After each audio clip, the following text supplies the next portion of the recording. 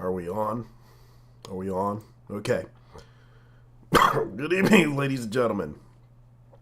Let me get online here. Let me go ahead and get on Discord. Setting up right now. I know most people are trying to reach out to me. I know most people were trying to contact me. I'm sorry if I wasn't able to get online lately. Been very sick today. I kind of have like some tuberculosis and shit. Trying to feel better. Hopefully I feel okay. If not, it's kind of a scary situation for me. So anyways, how's everybody doing? What you been up to? It's everybody doing great for themselves? Good. Tonight, I'm going to go ahead and hope these strikers online. I gotta go tell them. Alright. Alright, I'm straight.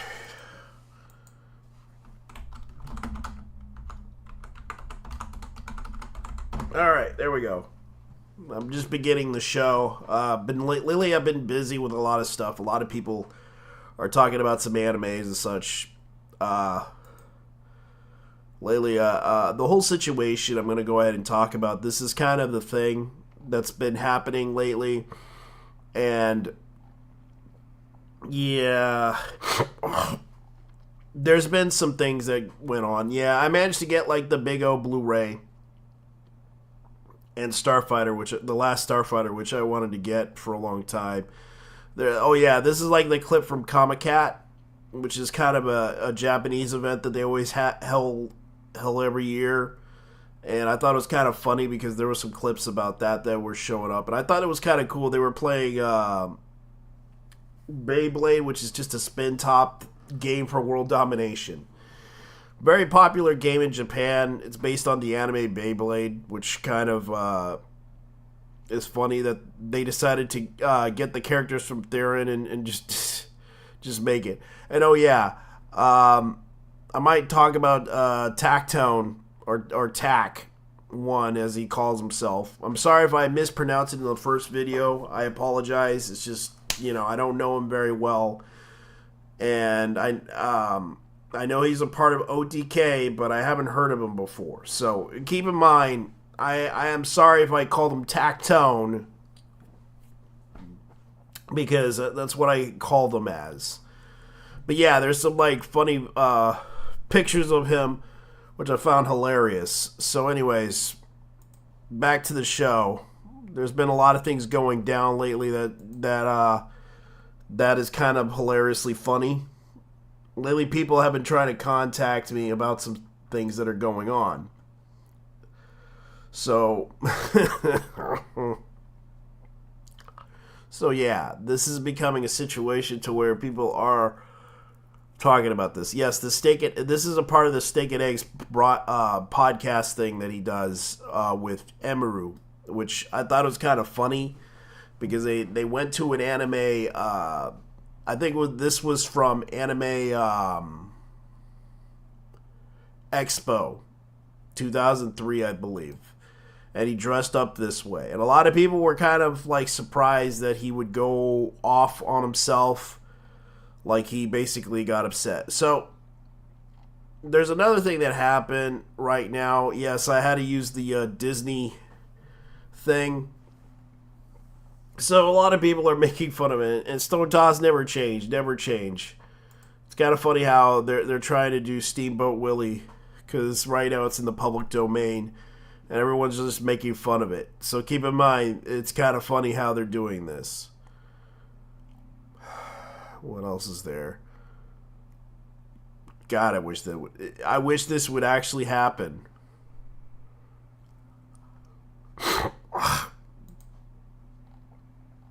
So anyways, there's also another one, Happy New Year for Dragon's Dogma 2, which they're using the D&D cover, which a lot of people were kind of making comparisons to, and I thought it was kind of funny, which I'm not jealous of, but I think it's kind of cool though. Also in the news, let's see what else happened. Oh yeah, this guy decided to hijack Totoro basically doing this whole thing, which I thought was kind of funny. Apparently, there was a bunch of guys that decided to make the meme happen, making their memes come true, and decided to do Tohoru memes. They basically were just making fun of themselves dressing up as one of the Toho characters, and decided to go out of their way to go out in the desert and shoot guns. Like, no joke. They went to a local, I believe, a local area in California or Nevada to shoot guns, and they were just shooting for fun. In other news, let's see what else is going on. Since it's like a Happy New Year, I guess I should probably talk about this because, yes, I thought this was kind of cute, though. I had to give them props for that one, the Year of the Dragon. It's a new year to begin. Let's just go ahead and hope everything's pretty good. A lot of people were talking about this. You want to know the fun fact jumping to New Year's 2024? In Stellar Blade, our protagonist Eve's body figure was actually based on a 3D scan of a Korean model, Shin Jung-yoon, which was kind of what was going on. And this is a real body type of this woman who did this. She's like a 30-something-year-old woman. I'm not joking. Like, I looked her up, the name of this woman. And they were saying that some people were criticizing her body proportions were unrealistic, but this is based on a Korean model. Professional, because I can show you, she's 32 years old. And you can look up her name.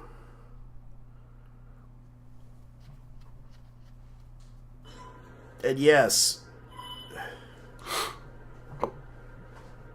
this is believed to be her body type. I'm not joking. This is her. She may look like it, but she's like 32 years old.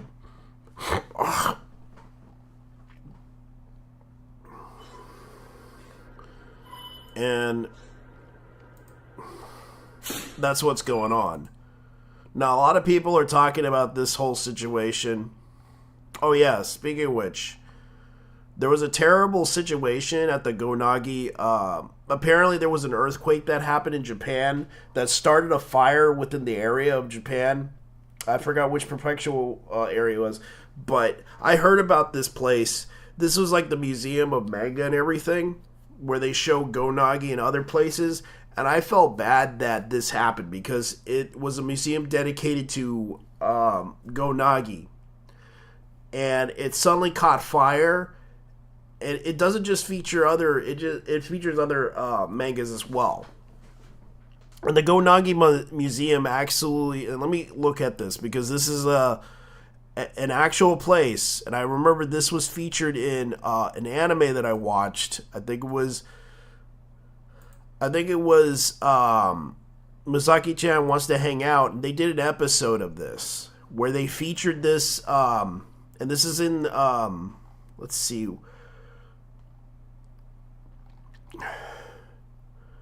Museum of, it's on Wajima, Japan, which is an actual area, and these are the photos of the area that they have, and you can tell, like, they have Magazine or Z. This is an actual area, and it's a shame that it caught on fire, and it's a shame because this is like a tourist attraction that's been around for decades. I wanted to go there because I was kind of curious if they have because I know Gonagi does not like this one particular anime because I grew up watching Gai-King, which he does not like. I know that he does not like Gai-King, but I wonder if he actually has that one. But he but it features some of Go Nagi's manga stuff that he has, that he worked on for decades, and especially advertisements and pictures. This is the stuff that he worked on for a long time, and he basically created a business surrounding this. And it got to the breaking point that, yeah, he published his work and got famous with Shingeki Robo, Magaziner, and other animes, in particular Devilman. Yes, Devilman.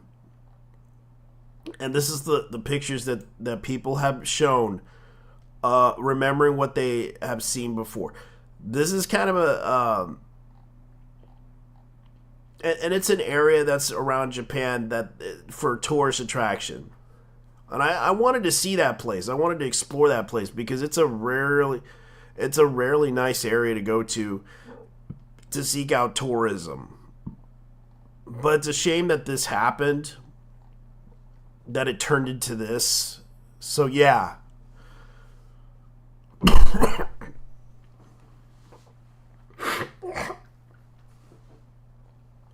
Yeah, and it's always sad to see such a but they still have the copies of it. They still, like, according to one source that decided to tell me about this, because he was nice enough to tell me the his side of the story. He explained nicely about this, that it'll be rebuilt and restocked with stuff. Ken Akamatsu, for those who don't know, is the I think he's like one of the he's the current one of the Diet representatives trying to protect manga, but he's also a mangaka himself, and I can look at him up because I know he did a very popular manga series.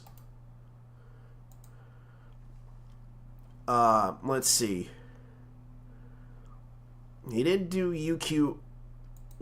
I know he did other books, but he was known for Love Hina, which is one of his best works in anime, which a lot of people really like. So keep in mind, this is kind of what's going on. So he's currently a politician working in the House of Chancellors in Japan. So he's trying to defend he's more of the anti-censorship type of person that's trying to defend Japan. He was also featured in that one documentary, which I'm pissed off about, that kind of really destroyed the argument for the anime fandom, which is right now I'm kind of pissed off about because of what is happening in Japan. So anyways, this is what's going on. So, to avoid any situation where the Japanese works are regulated by overseas standards, it's also at the National Manga Center, which is sent off at times. Raw manuscripts are stored, displayed, and monetized to prevent from leaking overseas. The teachings of the members of the Diet were also very daunting. So yeah, it's very sad that this situation, because I would like to go down there just to visit, just to see that area, and I even mentioned that before.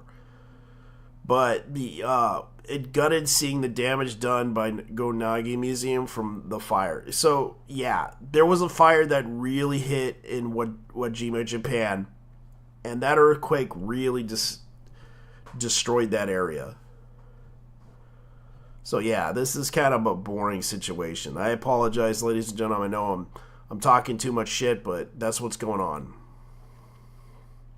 I got to admit, yeah, this chick's kind of hot, but for a 30-something-year-old woman, I would date, but not really going to pick on her. Because this is the chick that's going to be in Stellar Blade. That's the body type that they're putting out. So anyways, this is what's going on right now in the anime news situation with that update. right now. Wakima Japan, I do feel bad for the victims and the people who lost their jobs and businesses. My heart goes out to you guys. I know you guys didn't deserve this to happen to you. I just hope that the government will restore everything as it used to be. So yeah, there was another thing from Digital Foundry complaining about the lack of realism in Stellar Blade is gay. He expressed his how better forspoken is the modern audience. I know many gay people like feminine characters, but some are dishonest. Why you be angry at sexy character if you are into men? Yes, they were bringing this up about this person, particularly the guy who talked about Stellar Blade, which came out recently.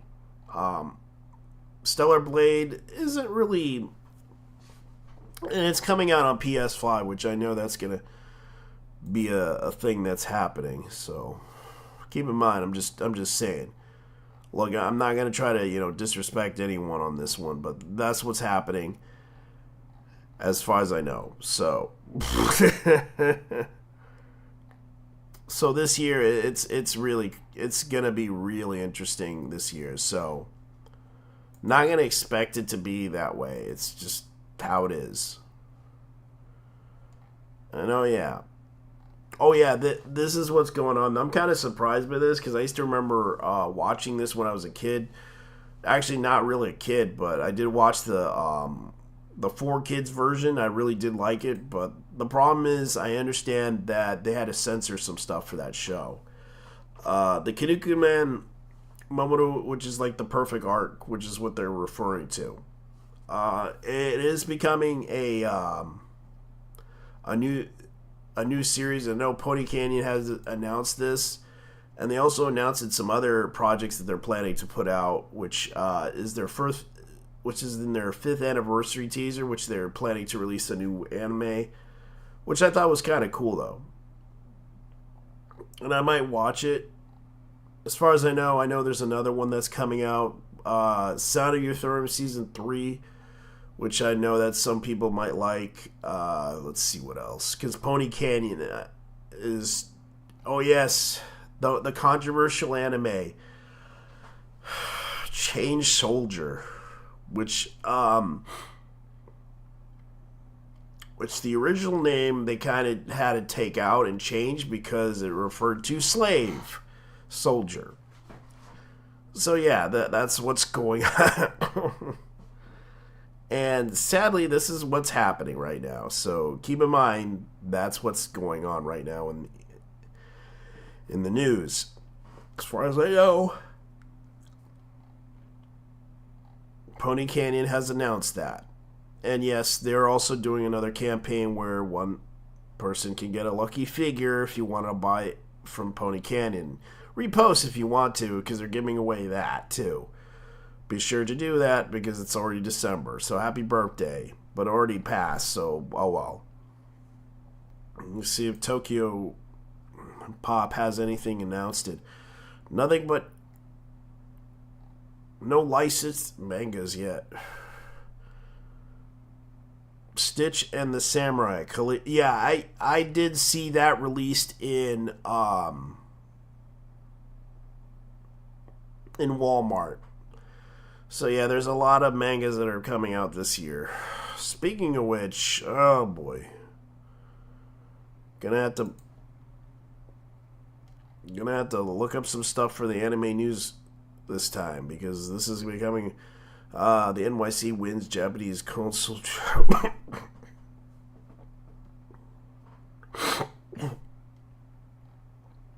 Okay. Oh yeah, I did see this one. This is actually a pretty funny short that they came out with, which is by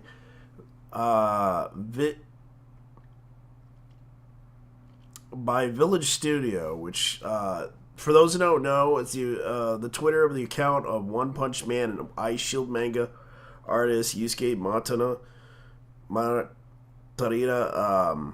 Sorry if I mispronounce his name. He begins streaming a series of 4 new videos. Zayuki, which is basically another version, which is just another version of Journey to the West, which I kind of Wukong is basically what it is. Journey to the West, which they're trying to do. And I thought it was kind of funny. I did watch the whole thing. I know that the whole thing came out, and it was actually pretty good. It's like a Witcher directed about 100 and something. Like, a lot of people were kind of surprised by this because it was kind of funny, and I'll show you why. This one was actually pretty good. Like, I thought it was kind of funny with the cat girl shooting the gun. Like, she had like a Barrett rifle, a modified Barrett rifle, and you can see right here, it's kind of the buttocks and everything. Like,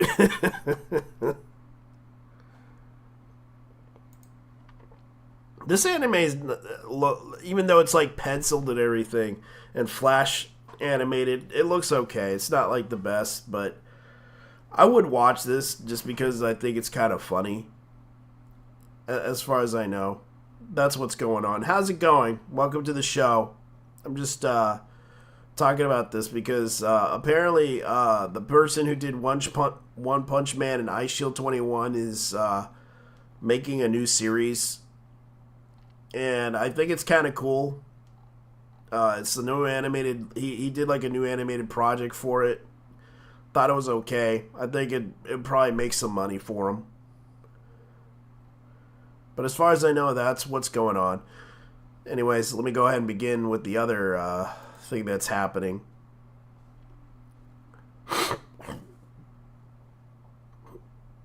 R-Type Tactics Cosmos 1. Okay.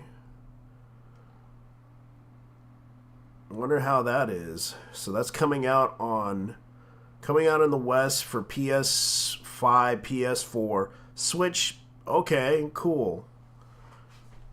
But Grandzilla delayed on 2024. Oh, that sucks. So Nessa America will publish the game in English. Okay, R-Type. So R-Type. Yeah, since I can't play this game, I know that R-Type is actually an old arcade classic, but I do like R-Type series. So R-Type R-Type Tactics 1 and R-Type 2 Cosmos game. We on PlayStation 5, 4, Nintendo Switch, and Xbox Series. Okay, and PC, Steam, Epic Game Store in the fall of 2024. So cool. That's something I'm interested in.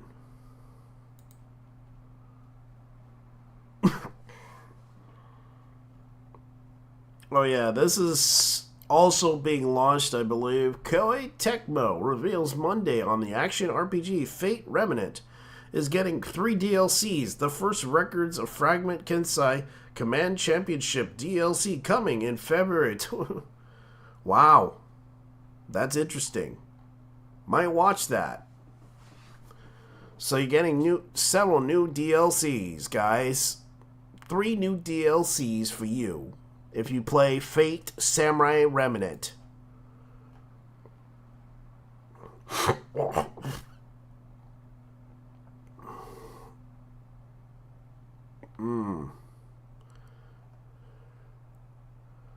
Let's see. What else is in the news that...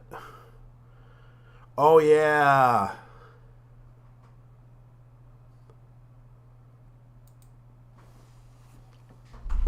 Okay. You're having a serious issue with your mic? Okay, I understand. Don't worry, I'll wait for you, man. It's no big deal.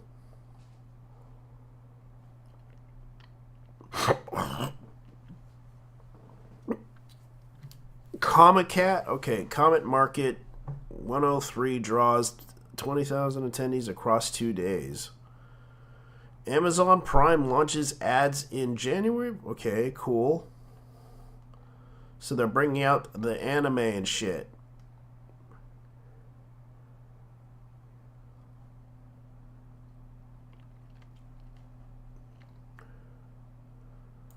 Oh shit, really?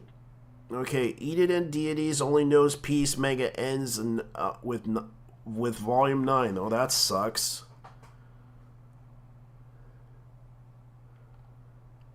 because I did see the anime of this. I'm surprised that it ended that way. Okay. I might I might read the manga to find out what happens next. Because I did like the anime, but for some reason they edited in a cliffhanger for some weird reason. Witch on the Holy Night film. Let's see what that one's about. Animeplex begins streaming the second teaser of the promotional video of the film Type Moon visual novel PC game Mahoto Katsuya no Yoru. Witch of the Holy Night game by UFO Table. Garden of Sinners is actually a really good one. I did see that one because I remember watching the Garden of Sinners. That one was actually a really strange story because it actually had like several short film. It was like several films that were like OVAs. And it's basically about a boy who involves himself with a woman who's basically strange, but like this woman, she's kind of she considers herself a monster, and he involves himself with this woman, and this woman is very strange. Like she kills people, strange. And I watched The Garden of Sinners, and I actually, I remember watching it on when it went back in the early 2000s when they premiered it on Crunchyroll, and Crunchyroll used to do this back in the days, and that's how Crunchyroll got known. And it's a really good. The Garden of Sinners. I could not believe that that's also a part of the Fate series. I didn't even know it's a part of the Fate series because I did watch The Garden of Sinners before. And I can't even believe that Madman, actually, the Madman Entertainment did it too.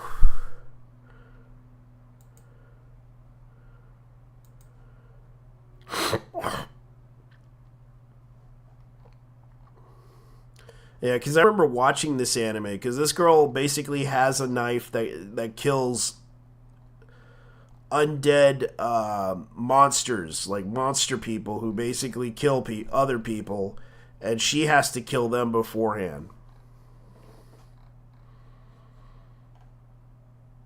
It's kind of a bizarre anime, but it's definitely an entertaining anime. Because I didn't even know it's a part of the Fate's UFO Table series. Because I didn't even know that they did Fate Stay the Night and Heaven's Feel. I didn't even know they were a part of that. I guess that's kind of what I didn't expect, because I haven't really known about this for a while, because I did watch The Garden of Sinners back in the days. Really weird series, but I highly recommend checking out, because it's definitely a weird series to watch. Because the guy basically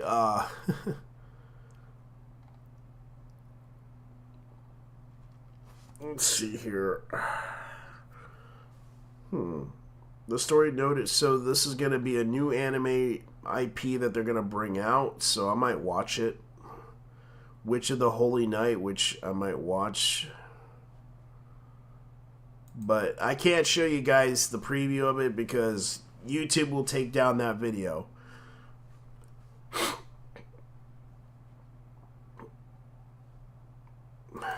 Let's see. Angel Drop Chizunaganabi launches the... What? No. No, they can't. They can't.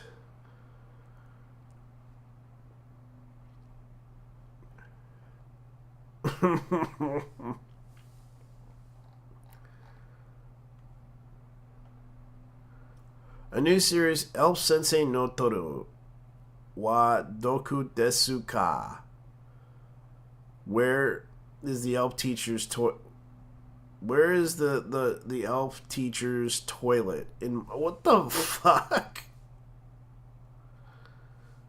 They make some. I guess they're trying to make some weird oddball titles for comedies.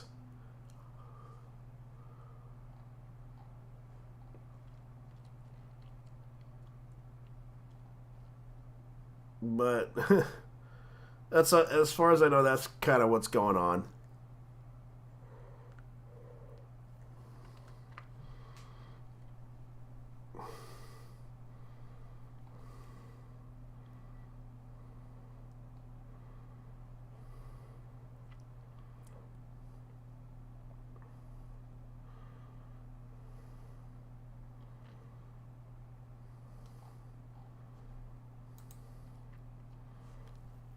Right. That sucks.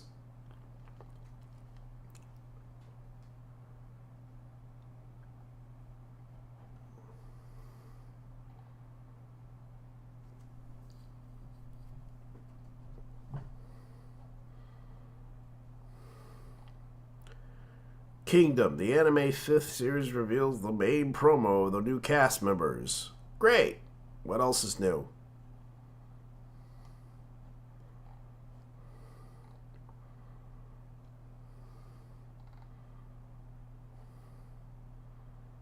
Gets a sequel adapting to a cunning game arc.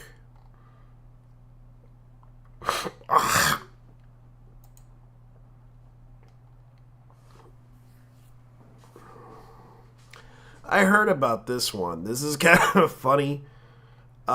This one is basically a. It's called Crunchyroll adds Dropkick My Devil anime TV spinoff, which is basically. I don't know. It's more like Pokemon with monsters in it.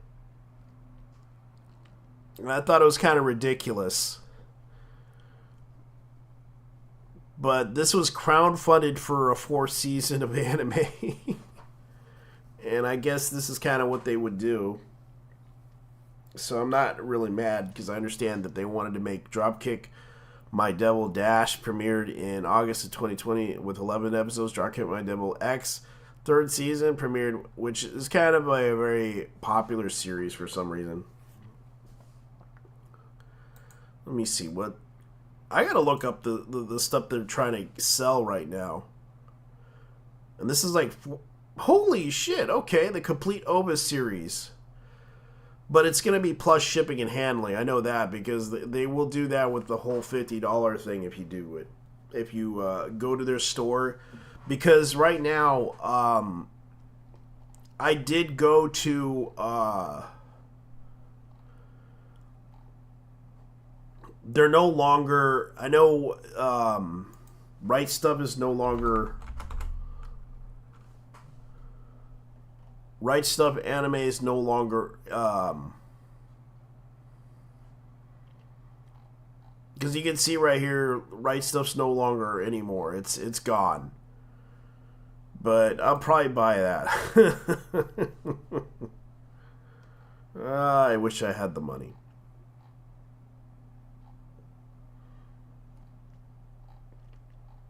High quality figures, guys. High quality figures.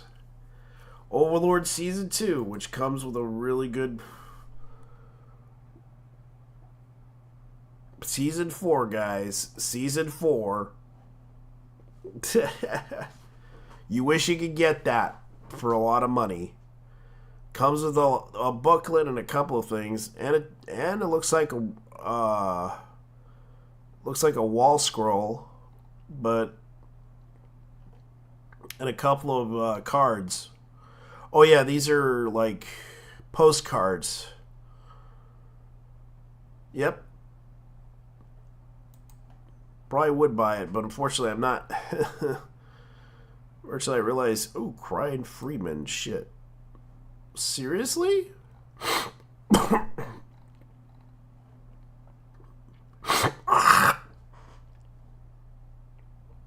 Yeah, because I did watch Crying Freeman before, so I guess the cover art for this is gonna... Man.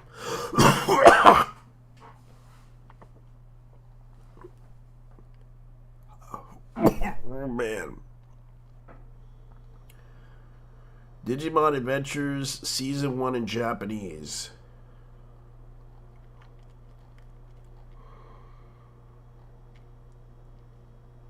Frieren and the Journey Manga, Volume 9. Hello. I'll be right back, guys. I gotta go take care of something. Hold on. I gotta go take care of something. I'll be right back. Got somebody knocking at the door. Hold on.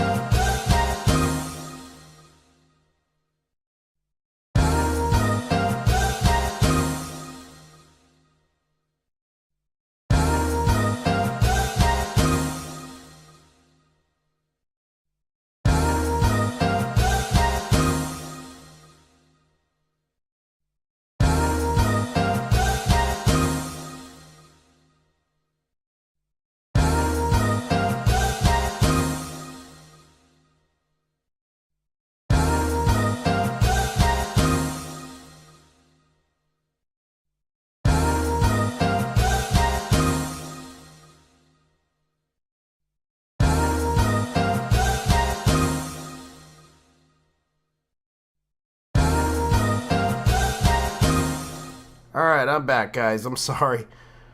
How's it going? Oh, boy.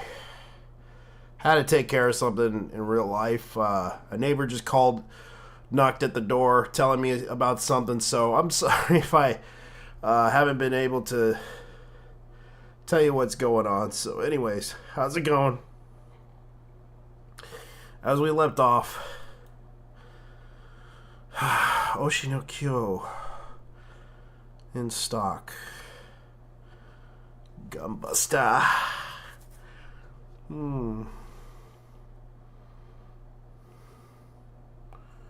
So they got some Blu-ray, Skeleton Knight, Frieren Beyond the Journey's End. Okay. So anyways, how's it going, guys?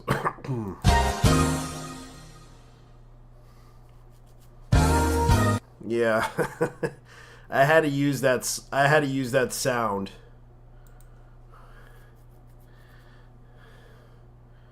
So anyways, how's it going?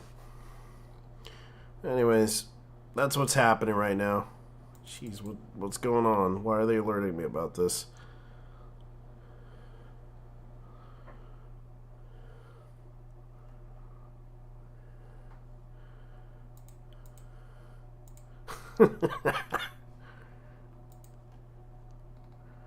Corey Haven.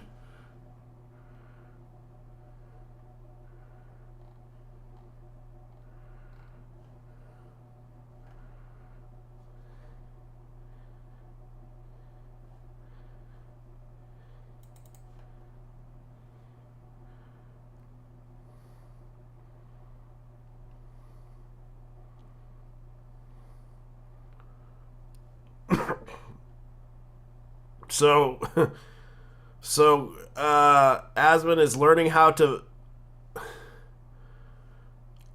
kill, learning how to slice and dice.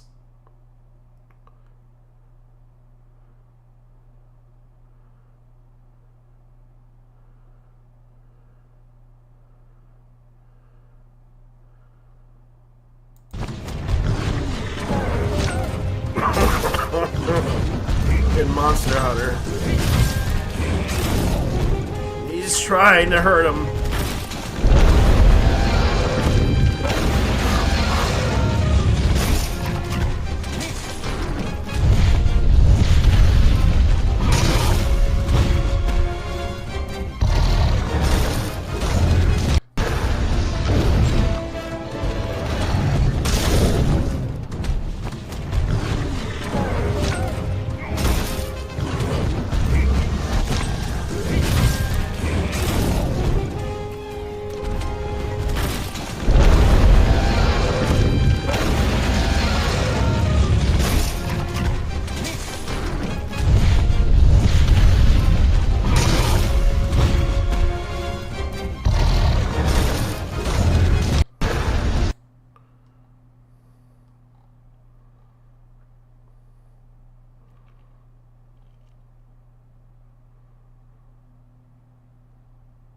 Ha!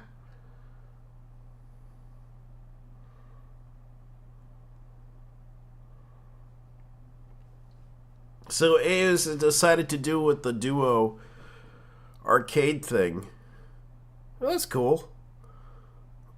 Imagine a world where you can simple not enough. Stay tuned for the reveal of the CSS2. The Tech Bros decided to invent some stuff. Okay. Whoa. Too much.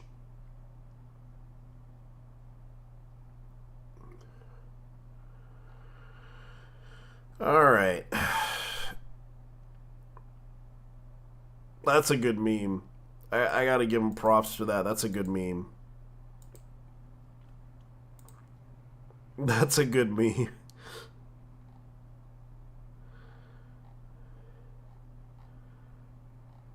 Yeah, I'm just avoiding everything right now because right now there's a lot of things going on. Cartoon Network Studios, Warner Brothers Animation President Sam Register is against AI. As the animator studio is important important we protect the artists and the art form as long as we can. We should give jobs to people who really do that, and we could get their entry level. Let me see. Entry level. We should give jobs to people who really do in their entry level experience.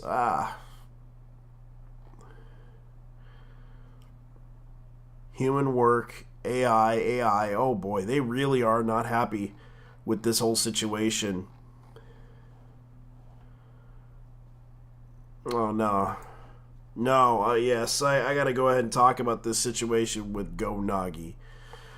Now, apparently, this person made this video that drew a lot of attention. So I'm gonna go ahead and examine this video because, what the hell? Let's talk about it. I hate this whole thing. I hate this whole dream thing.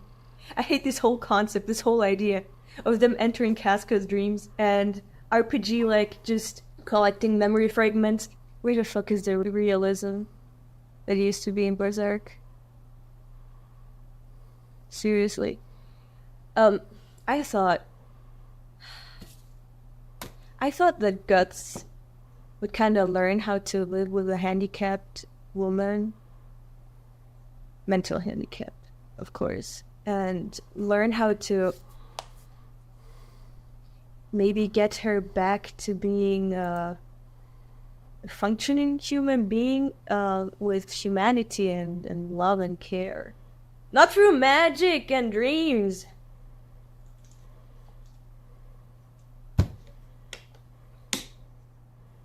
So they are entering her dreams to go on a quest and collect things and like a puzzle, put it together. And there's this tiny Casca and there's dog guts. I think the biggest problem is that in the past, Miura's source of inspiration was mainly the news. He used to watch the news every day and get inspired by events around the world, catastrophes, and just human suffering on a macro and micro level. And now the main media he consumes is... You can't always plan when you'll need a gun. Rational gun owners carry not because it's a weapon, but because it's a shield. You know it. And you can see the influence. It used to be really realistic and relatable. And now it's just full of lowlies doing cute stuff and going on adventures and Nakama crews. Oh man. And by the way, can I just say how I hate this dream sequence, especially because you see a casket and a broken doll is in there, which is Casca's mind, sorry. And it's pulled by an ugly dog, and we know this is Guts. And I hate this, okay? I know this dream world is supposed to symbolize what's going on inside of Casca, but I hate the symbolism that has developed in the recent years, the past 10 plus years. The symbolism used to be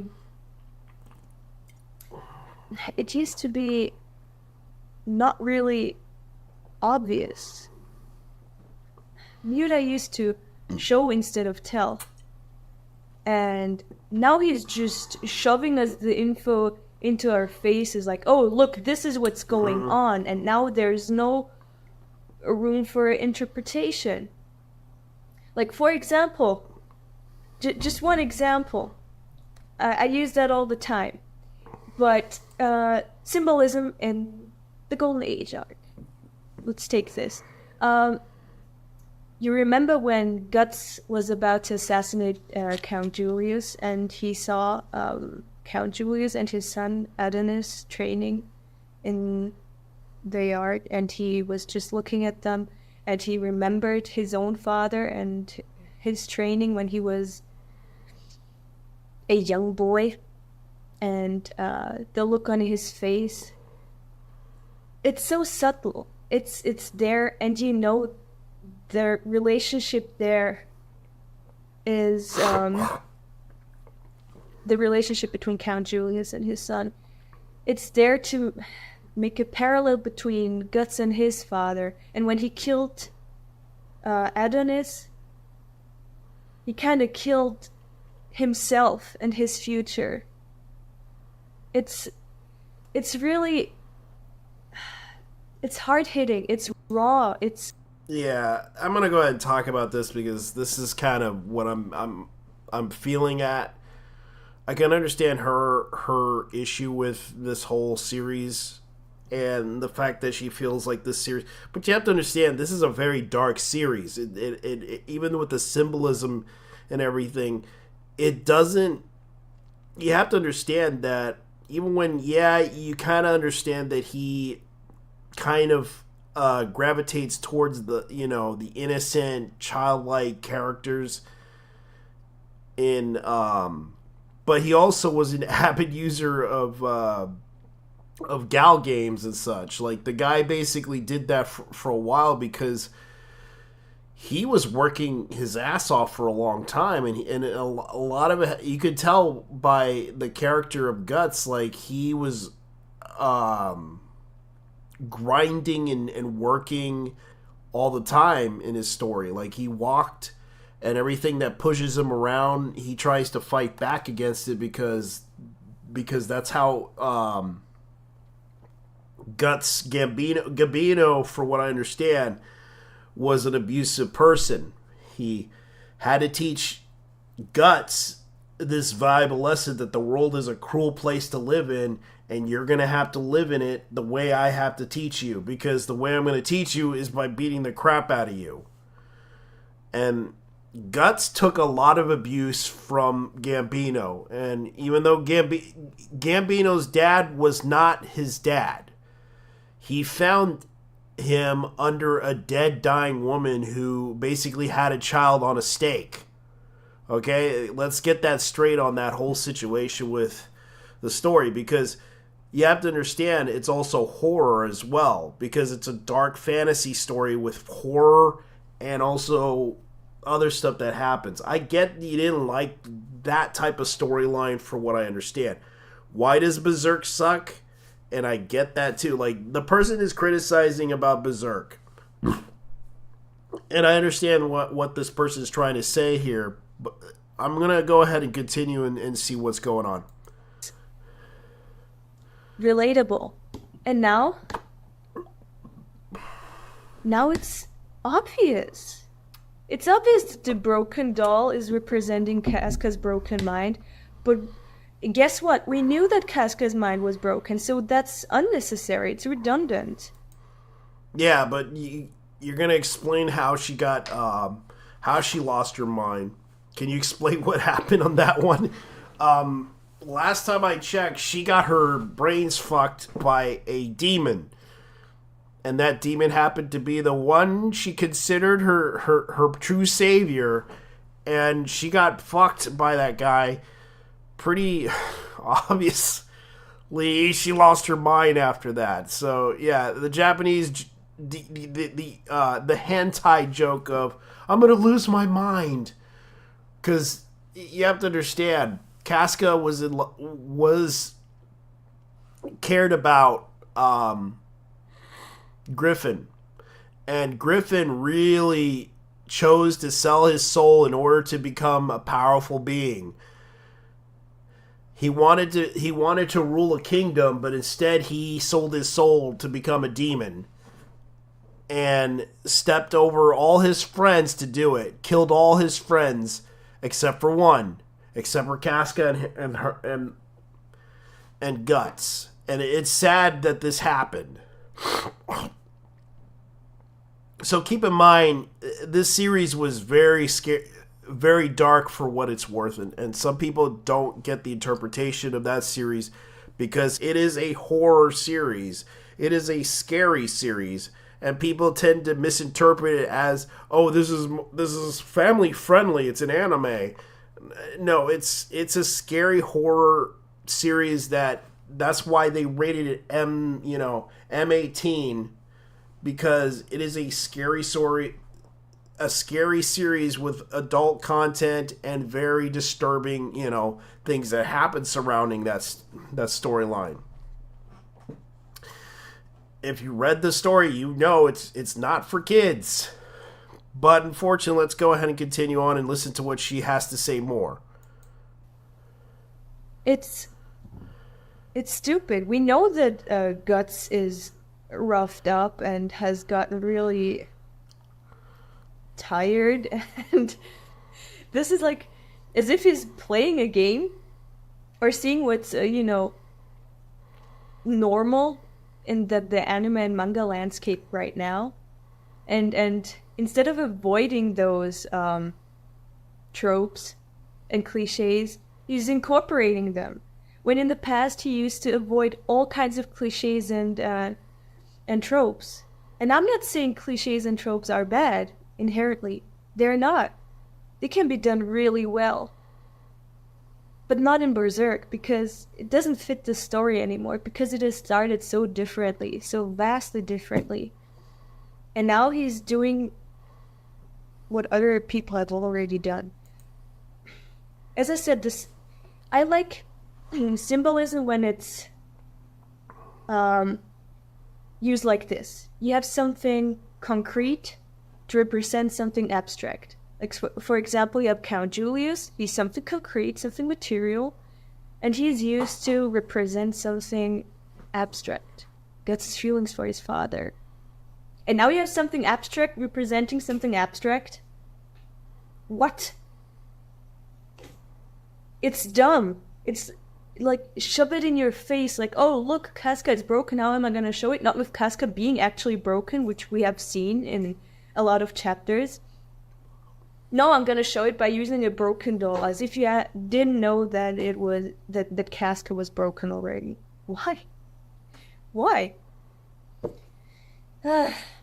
What I'm trying to say here isn't that dreams shouldn't look like dreams and be abstract, but that showing the entire dream sequence in itself is redundant, because the reader already knows about what happened to Casca's mind. It would have sufficed to just, show Shirke and Farnese with closed eyes and concentrating, frown and gasp from time to time and say something like, oh god, the poor woman, and vomit while being inside her mind. Something like that, I don't know. The readers would have already known what the hell they are seeing in there. The entire penis monster puzzle collection quest was really stupid and childish. So I also liked how, as I've mentioned before, it used to be showing instead of telling. So my favorite is when, it's one of my favorites, okay? It's just exemplary of how Mira used to work. You have Guts, who has just killed his father, set the tent on fire and is being chased, and he manages to escape, and then there's wolves. All of that, not a single word. Guts is not saying anything, he's just looking really tired. He's a kid and he has stab wounds, arrows sticking out of him. At some point he's just lying down and looking up at the sky, and it's so beautiful. We had those quiet shots so many times. No words needed. Or let's take the campfire of dreams scene. He is talking about what's going on inside of him to Casca. But it's still good because you get to know his true feelings. You gotta have that too. And you have the campfire of dreams as something symbolic too. It's something concrete, again, symbolizing something abstract. And combined with his inner monologue, okay, it's not an inner monologue anymore, he's talking to Casca, but still. And this is when they become closer. this is the first time that he's opening up to someone. We've had Casca opening up to him. That was the first step to building their relationship. Because honestly, Griffith has become too unreachable. He's become something not really tangible anymore. He's far above them. Guts used to love Griffith. However you might interpret it, he used to love Griffith. He used to think he only wants to live for him, swing his sword for him. His only reason to live was to swing swords, and then he said, I want to do that for him. Casca used to love Griffith. And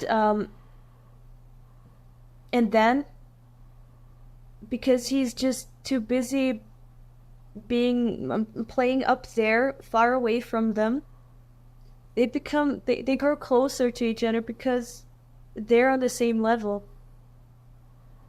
So, yeah, that's kind of the interpretation that I got from that anime, and also the manga itself. Yeah, because Griffin basically was more focused on gaining power and becoming the most popular mercenary company ever.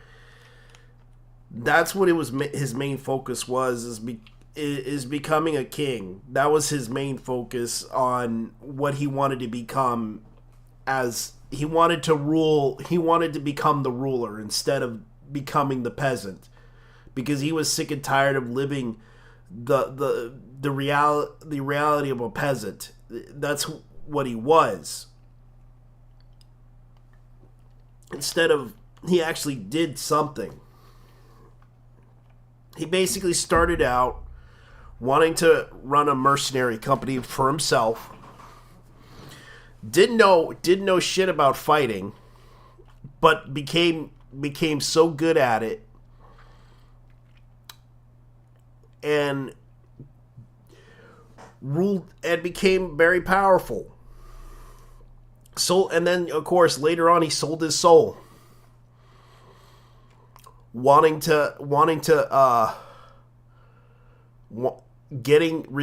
the egg. And that's what happened. Like, he went forward with it. I love that too. Oh man. And I think that Casca was aware of what Griffith was about to do during the eclipse. Because when everyone was panicking, didn't know what the fuck was going on. Is that a dream? Where are they? Are they trapped in an alternate universe? What the fuck is going on? And then the demons, gods, whatever they are, saying, oh, Griffith is gonna sacrifice all of you to become a god just like us. Guts was in denial. Everyone else was just confused, like, what? Nah? Everyone was confused. No one knew what the fuck was going on. And Casca was like, oh shit, we are in danger. Immediate formation. She made a plan. She was ready. She knew Griffith the best. She knew that he was about to do what he was about to do. My point here is that there used to be a lot of subtext and room for interpretation because of the lack of dialogue or inner monologue to accompany each pivotal situation. Glances, facial expressions, body language, direction of scenes, and color coding were used to imply a mood, thought, or feeling instead of words explicitly stating what's going on. And this is why there are still debates in the fandom about certain characters and their reasoning for specific actions.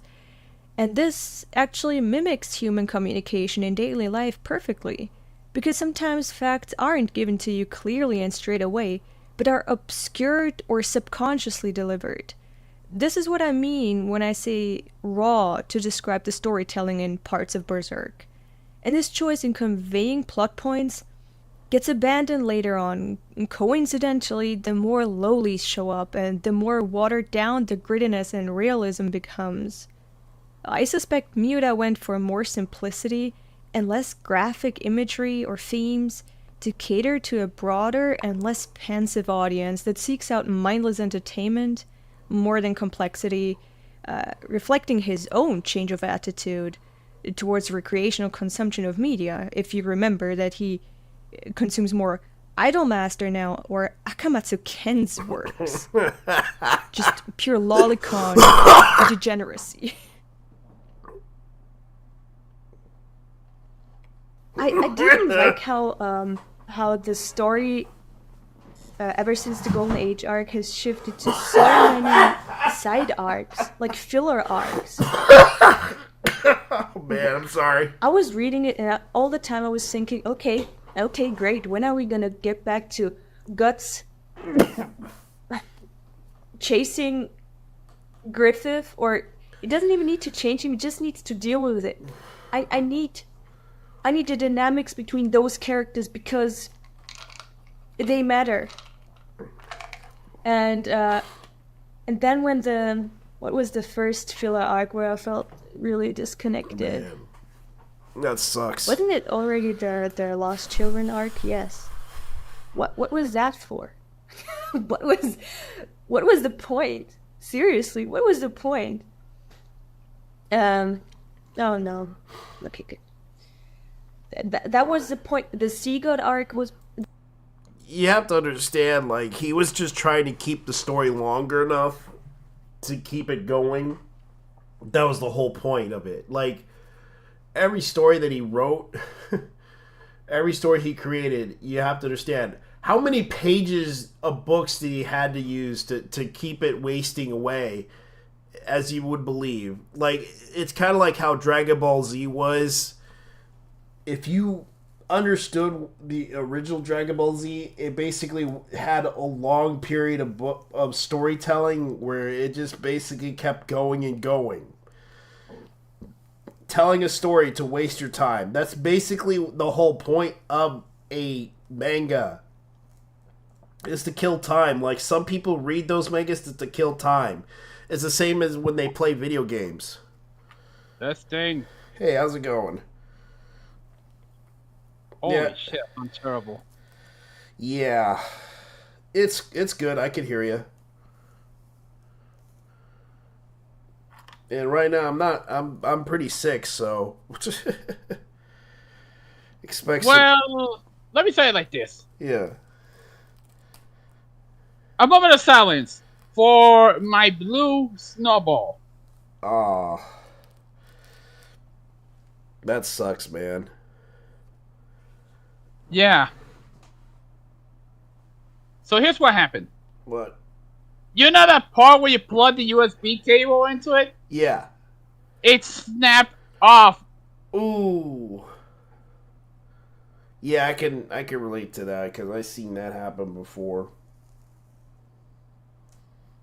on one of my other USB.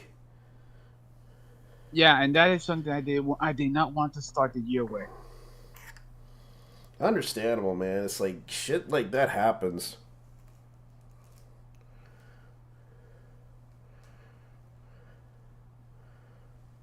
So I had this old Chinese ear set, and I believe Walmart still sells the blues, but the problem is they're the new versions that they have. But they also got like the cheap ass microphone that they have right over there, the ONN one. I'm gonna buy. Yeah, I'm already going to buy another blue snowball. Yeah. They're in Amazon for $40 right now. Oh, they're not. That's not bad compared to what I could get them for. Plus shipping.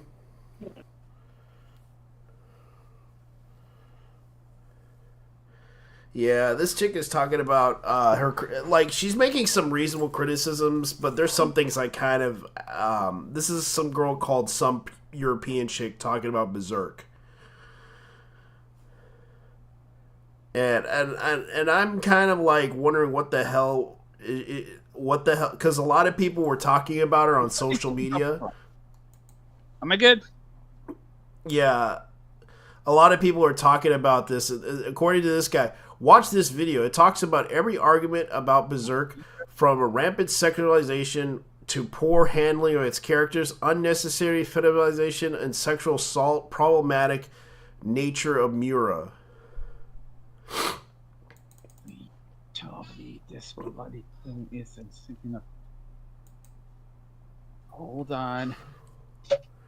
Yeah. Come on. You okay, man? Shit. You tried out your new computer?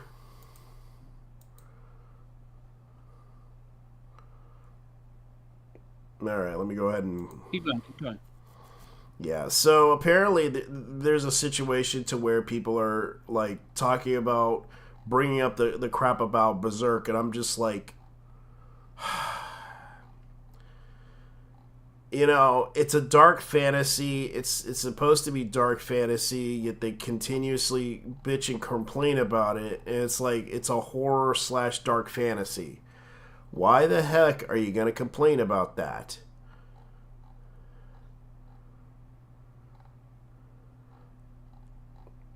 Like, it's kind of obvious, and yet they complain about this whole issue.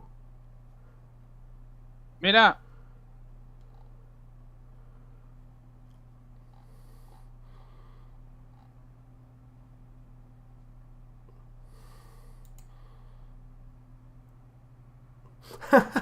That's funny. Hell no, not my... Oh, this is funny. This is funny.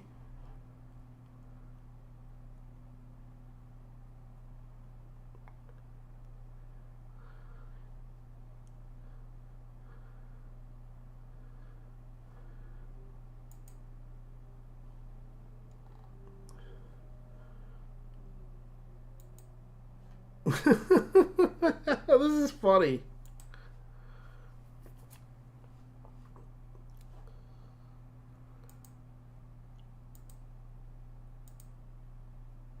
Oh man, that's hilarious. Going back into the internet and just...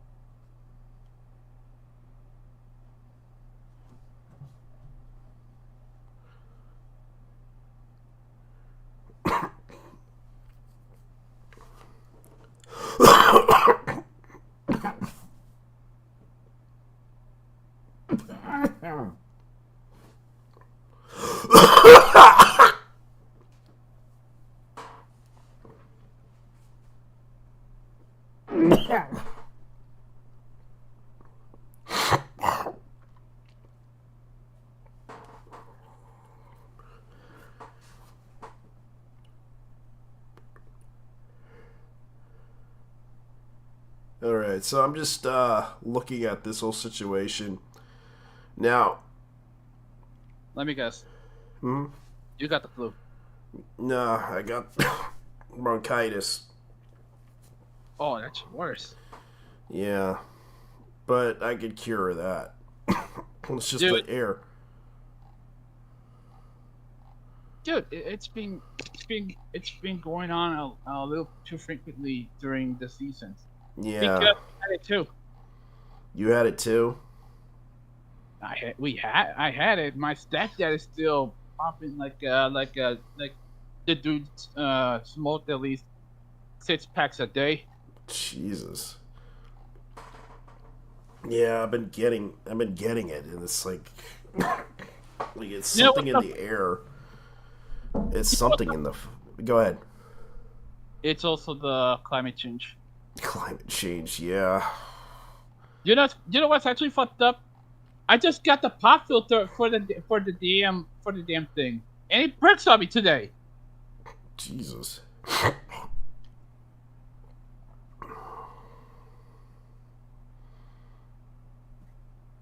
Just bought the fucking pop filter. Jesus Christ! I just got it today. Yeah.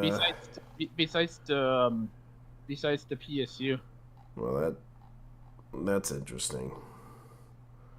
Yeah, I was like watching some stuff. I was like watching some news, watching some stuff. I kind of feel bad for the Go Nagi Museum in Japan.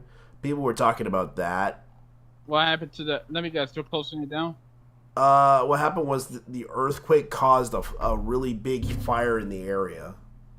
Oh dear Lord. Yeah. Wait, what was that earthquake though? I didn't pay attention to it. Yeah, what happened was there was an earthquake that hit Wajima, Japan, and it hit the area where they had that the Go Nagai Museum, which Go Nagai Museum. Yeah, Go Nagai. Yeah, Go Nagai. Oh, this happened in Western Japan. Mm-hmm. Oh, okay. So this Western Japan. So that would be. In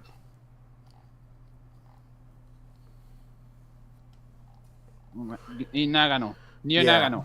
Yeah. All right. Which I wanted to go there just to go see it someday if I ever have the money. Okay. So this was near Toyama and Niigata.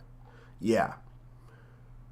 Okay, it's in the Chubu region. This is the epicenter itself is in the Ishikawa Prefecture. That's in the north and at least a couple of miles from Nagoya. Yeah. So, middle Chubu region. Yeah. Yeesh.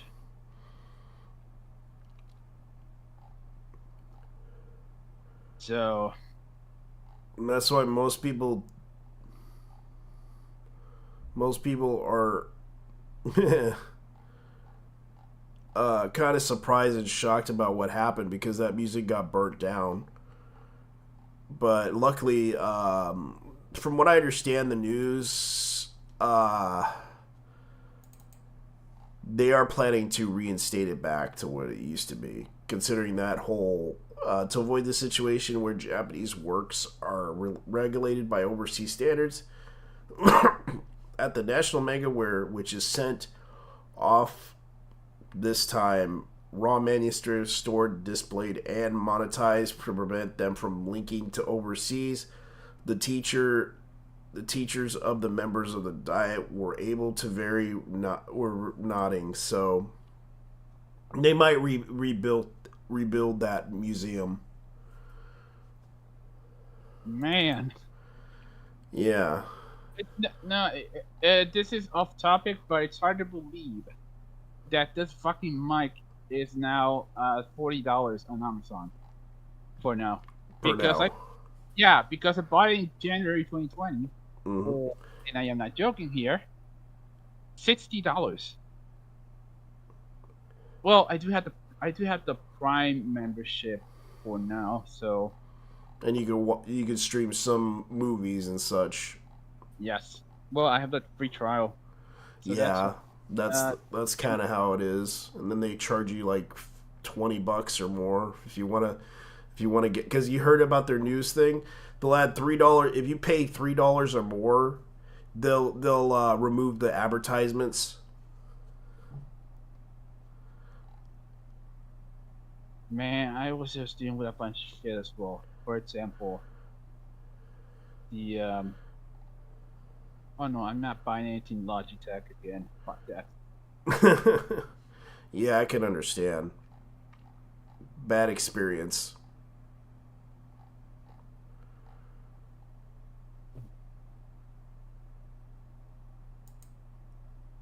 What else did you talk about? Because,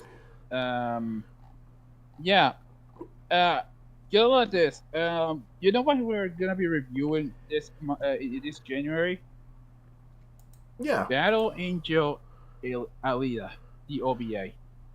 I watched that one. Me too. I gotta say the animation's pretty decent for its time. And after watching it, I kind of felt bad. Why? Because there's no sequel to it. It's just the manga. Hold on. The OVA itself is 2 episodes. Yeah, but you know the ending, right? Mm-hmm. Where she basically saw her boyfriend. Yeah. Like, I felt bad. Like, she was planning to get her revenge, but it didn't happen. Yeah, she wanted to go to the upper city. Yeah, and the only way to do that is to defeat is to go into the roller battle games. And to that, she has to compete in that for now. And it's like that anime was actually really good for its time, considering that it was done by. Let's see if I can look it up, because this was a really good anime for its time, and it was, and plus. Yeah, it came out in '93. Yeah, it came out in '93.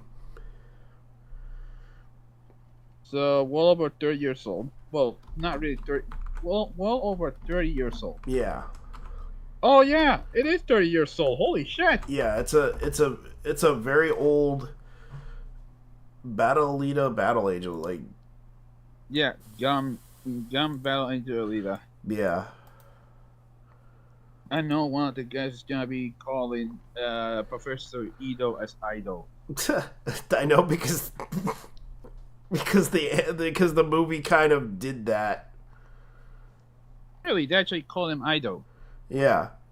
I forgot about that, didn't I? Yeah. And they also, I believe the company Kodasha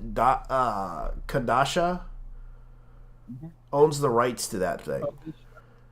Kodasha. They own the rights. Yeah, Kodasha owns the rights to the manga to release it in the U.S. Well, this Noble Ice is going to be spare parts now. Yeah.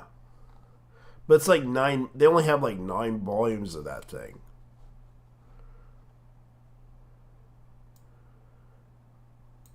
And it's by and everyone who knows it's by Yukito Kishiro, right? Hold on. Let me delete this real quick. Yeah. There's Noble Ice. There's a Noble Ice for 36.49. I wonder if they will charge me taxes for this thing. Mm-hmm. It's white. Oh well. How much will they charge me? $41.80. Oh, that's not bad. Jesus fucking Christ. That's not bad for shipping and taxes. Let me put this on. Wait, it's Blue Logitech? What the hell?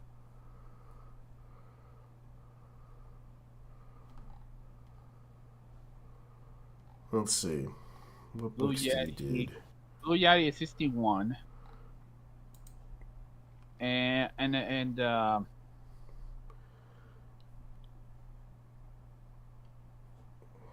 okay, so the only mangas he did do sequels for Battle Angel Alita, but there was one that he does for Mars. He did one for called Last Order. He did one for there's like several like side sequels, including the one called Last Order. And there's also a manga that he tried to do called Aqua Knights. Yukito Kishiro. Yeah. He was. Yeah, you can tell he only 2 were planned because at the time he said he was too busy with the manga to reveal the plan coolly. And he was not serious about an anime adaptation. He has no plans to revive the anime. Yeah. So, that's... Yeah. Madhouse worked on this. Yeah, Madhouse worked on this. And he did a lot of books for this for Battle Alita, Battle Angel Alita, which is kind of what the title is called. And it was kind of what his intentions were with Last Order, and he tried to do Last Order to complete this type of storyline behind it.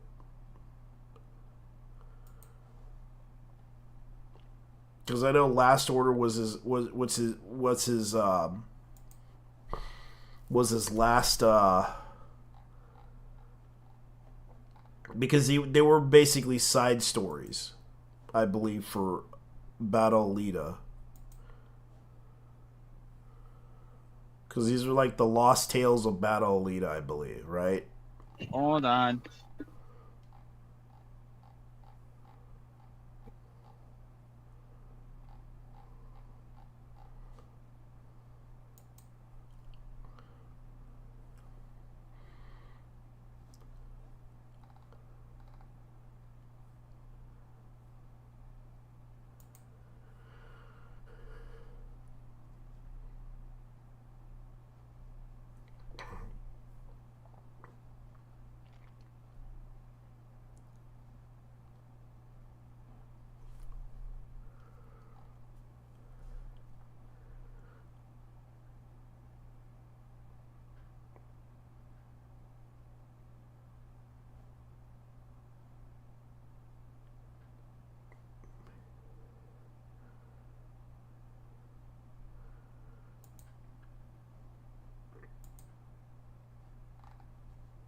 Mm-hmm.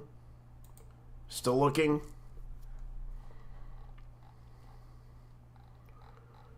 Well, I'm just looking around because it's kind of what's going on right now.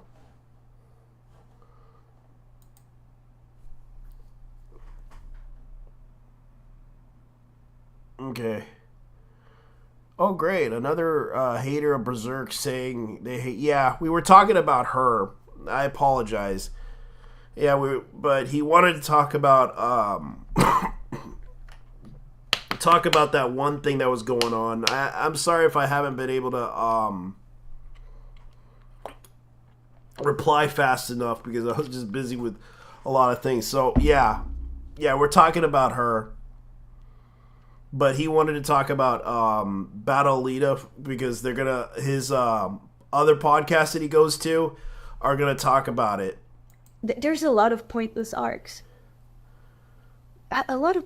Oh my god. And the introduction of Shirke. I'm never gonna get over this, but this lowly witch ruined Berserk. Not single-handedly. The lolly witch. Not single-handedly, but... no, not every long manga has fillers. Dude, Shut up, Felix. No. Mm-hmm. I'm in a phone call right now. Okay. I'll let you get on the phone.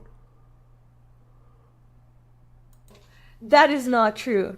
Those who do it well, they don't need any fillers. There's some really great, consistent manga out there, and honestly, I would prefer consistency to longitude. I know that the thing is that his intention was longevity. That was the whole point of putting them in that story. So yeah, that's what's going on. Miura wants to create the longest running fantasy series. You can see that. He's drawing out the ending pointlessly. And it's going nowhere. That's the whole point of it. That's the whole point of that Hello series. I get that a lot of people tend to do this, and it's like, yes, it's the whole point of it because it's mindless entertainment. That was the whole stretch of what he's trying to do. He's trying to keep people interested, even though yes, he worked on that manga for a very long time, since the early '90s through the 2000s, and then took a break just to play some video games. Like he basically.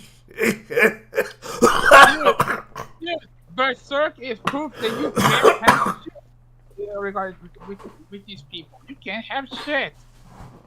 I know. But yeah, he managed to pull it off. He managed to pull it off by taking a long-ass break by playing video games. Yeah, the guy was really into Kantai Collection, which is basically what Astral Lane... it's basically what... let's just say it's what inspired Astral Lane. Yeah.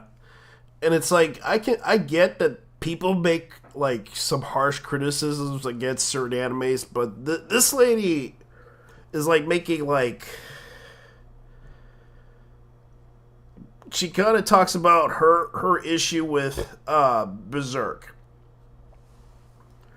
It's like, is she like a pro or is she a tourist? I think she's from Europe. No, I mean tourist in the fandom. Nowhere. It's honestly going nowhere. Let me look. You know what? No, she's not a tourist. I would prefer it if you had made a short and concise, quality manga instead of she reads manga series that has so many pointless characters, so many pointless arcs, no development. It's an epic, yeah, because it tries to make it one, but the quality has dropped. I'm sorry. I prefer, if it's an epic. Yeah, good.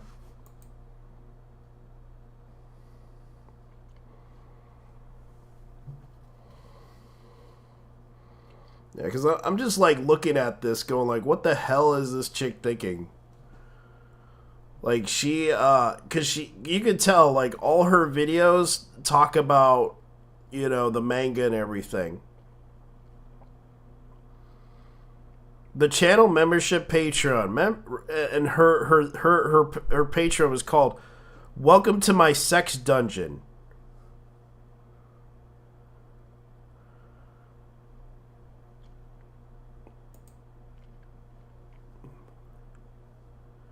Yumazaki by Jinto Uto was disappointing. Fair. Frustration adaptation of Devilman Crybaby. Yuko is a fascist. Chainsaw Man. Like, some great titles there. But you can tell, like, this chick did it for, like, years. I just had some retard call me a Redditor because I only watched the JoJo manga. Holy fuck. He called you that? Yeah.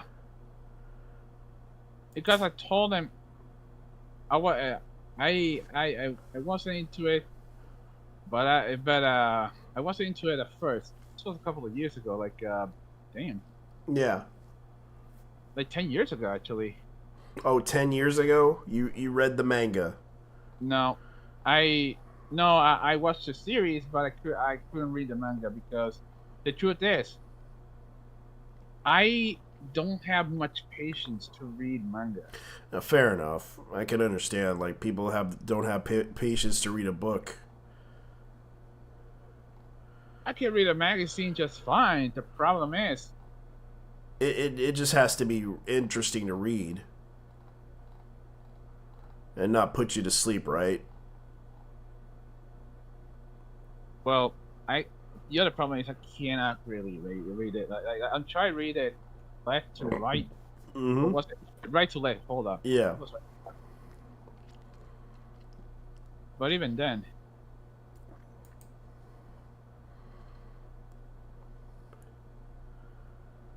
yeah. But be collaborator. Besides the fact that, despite the fact that I've been following that series since, I haven't watched the 6th part yet because I was waiting for it to hold up. But no. I am a writer apparently. If I mean only, yeah. That's why I hate Reddit though. Reddit's full of people that just like, I remember I posted something there and people got pissed off for no reason. Like, they assumed that, oh, you're posting this? It's like, dude, yeah, I'm posting this because this is... You know, you read the manga, you fucking love it. Yeah, that's kind of how I hate about Reddit, because Reddit's a bunch of idiots that just basically get upset over petty issues when someone posts something. Excuse me for having a fucking life, bitch. You bitch-ass nigga. I know. It's like Reddit's a terrible place to have a conversation sometimes. Well, that and Twitter. Yeah. Best social media because they kind of... They get upset over petty issues sometimes it's like, okay, so I posted something about a certain person on the forums because apparently that person got exposed, and then the person got pissed off at me for that reason, for posting that. Because apparently there was a person who was a VTuber. You may have heard of her. Her name is Morena. She has.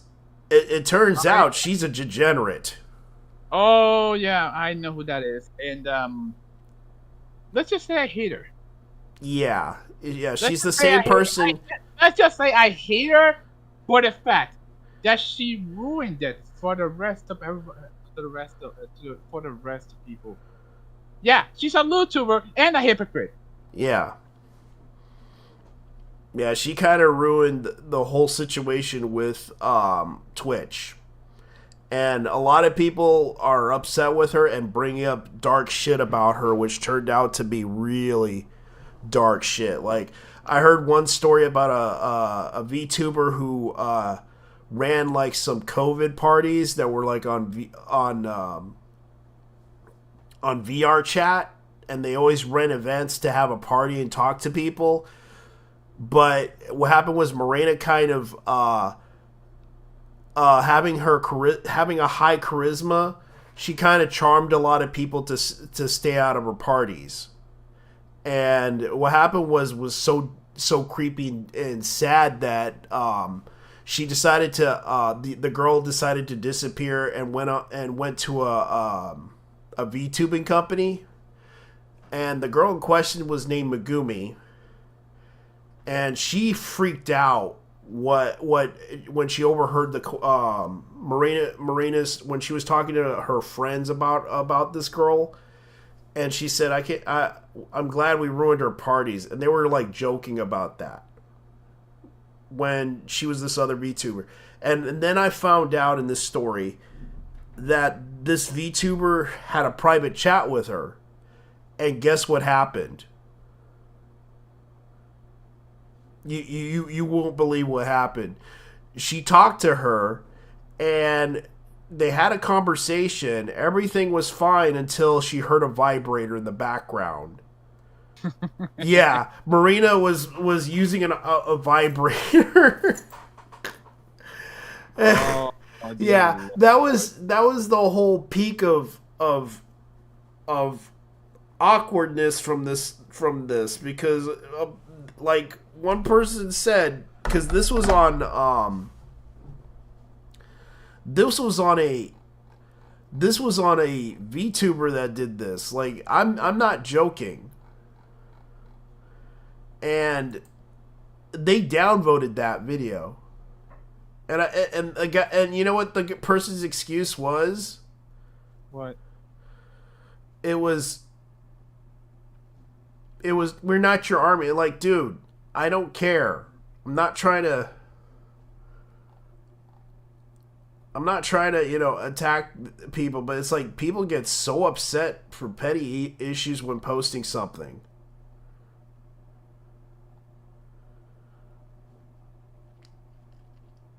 Damn, is no one else here?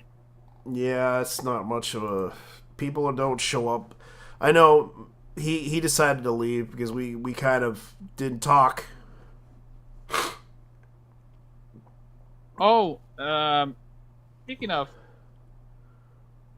absolute degenerate. Mm-hmm.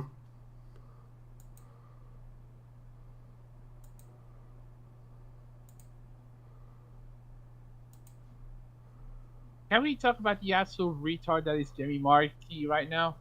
Jamie Markey? Yeah, we'll talk about that. Yeah, because I saw some of the stuff that she said, which is ridiculous, and already it's getting a lot of attention, even in Japan.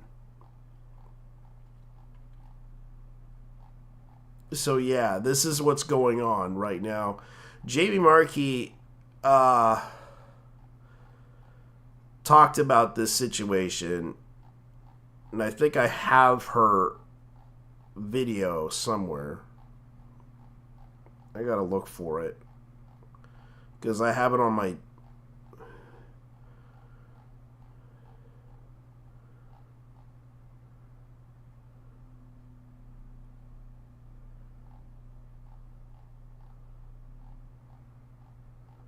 Where is it?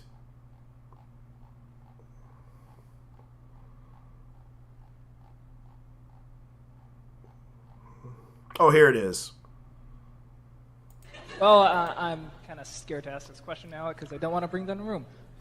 So okay. This is more directed at Jamie, but all of you can answer. Go, Jamie, go. I'm excited about it.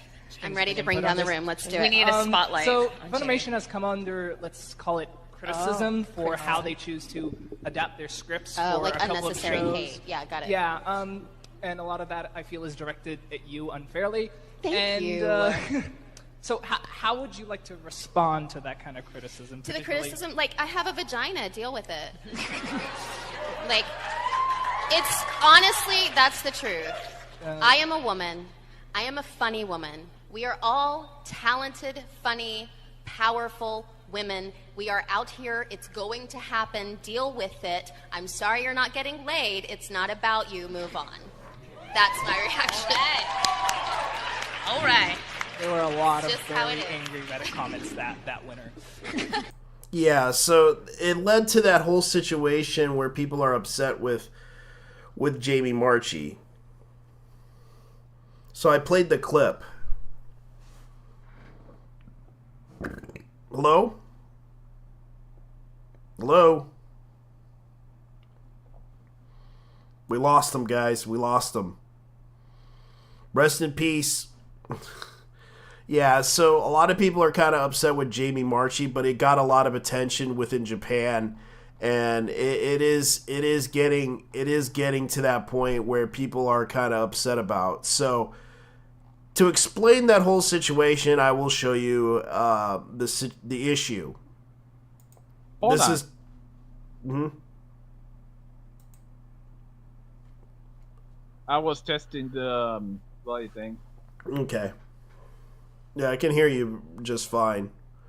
So I'm just going to show you how it feels to be...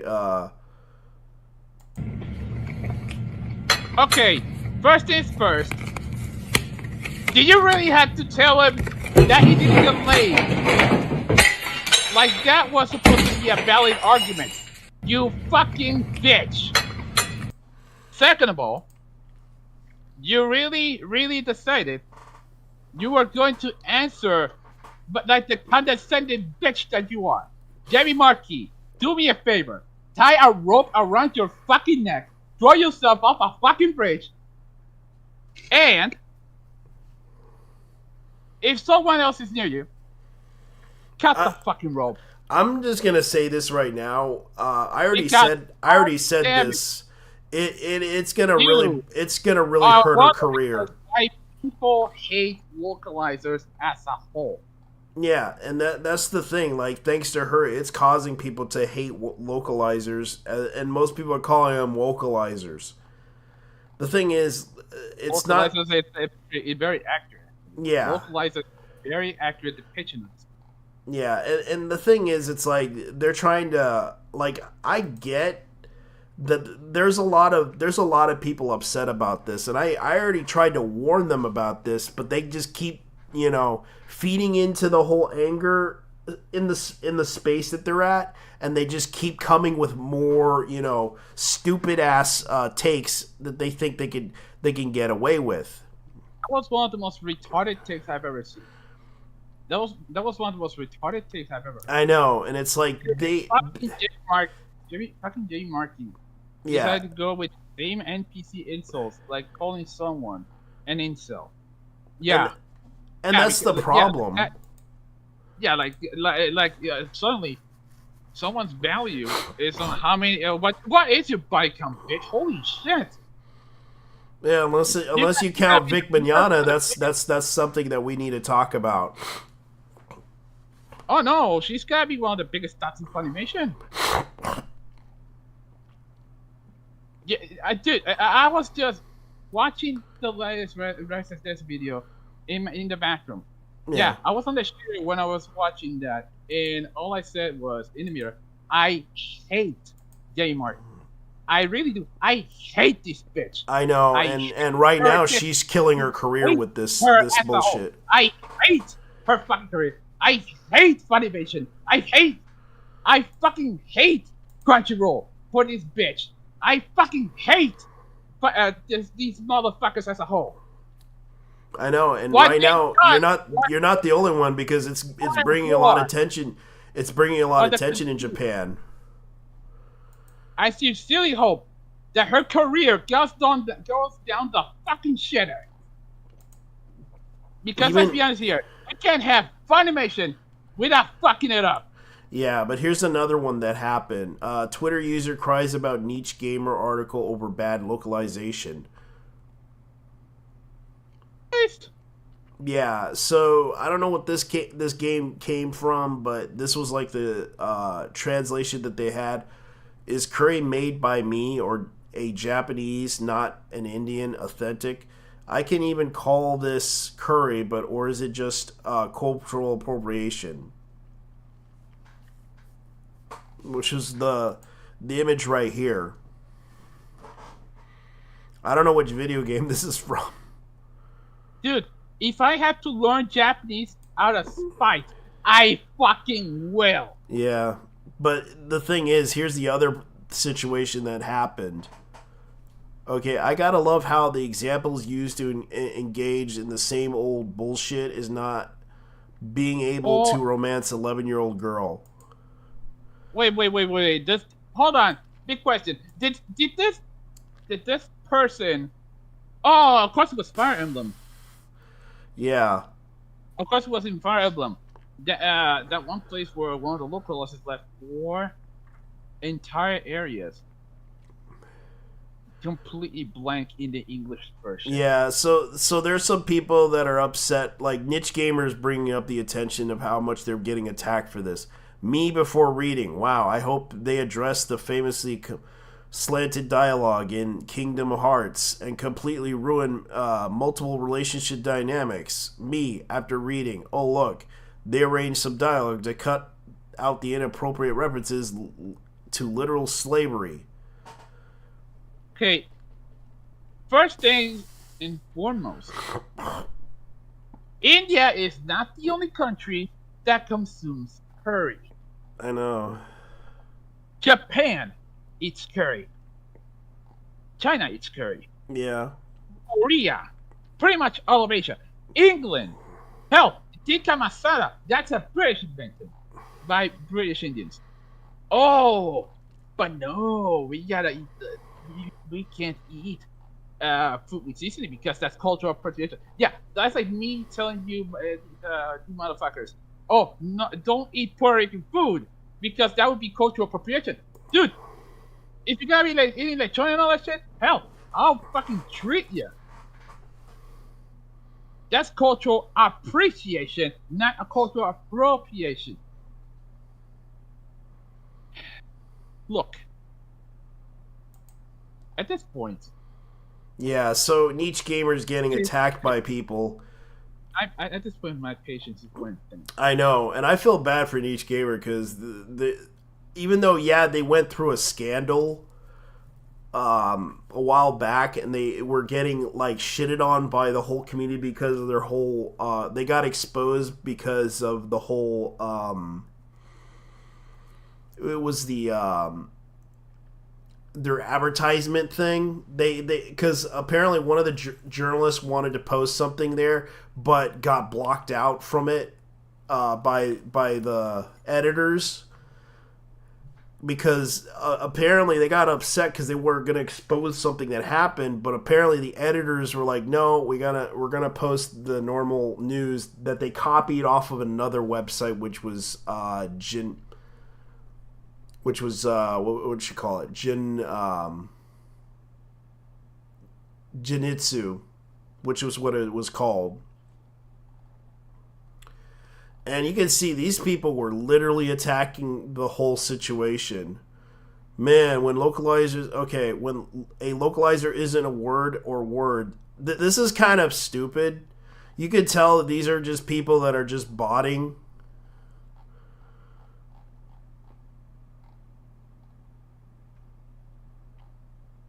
Like, I think these are just fans of literal translators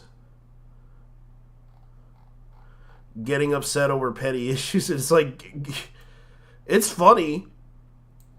But I guess Niche Gamer wanted to do that.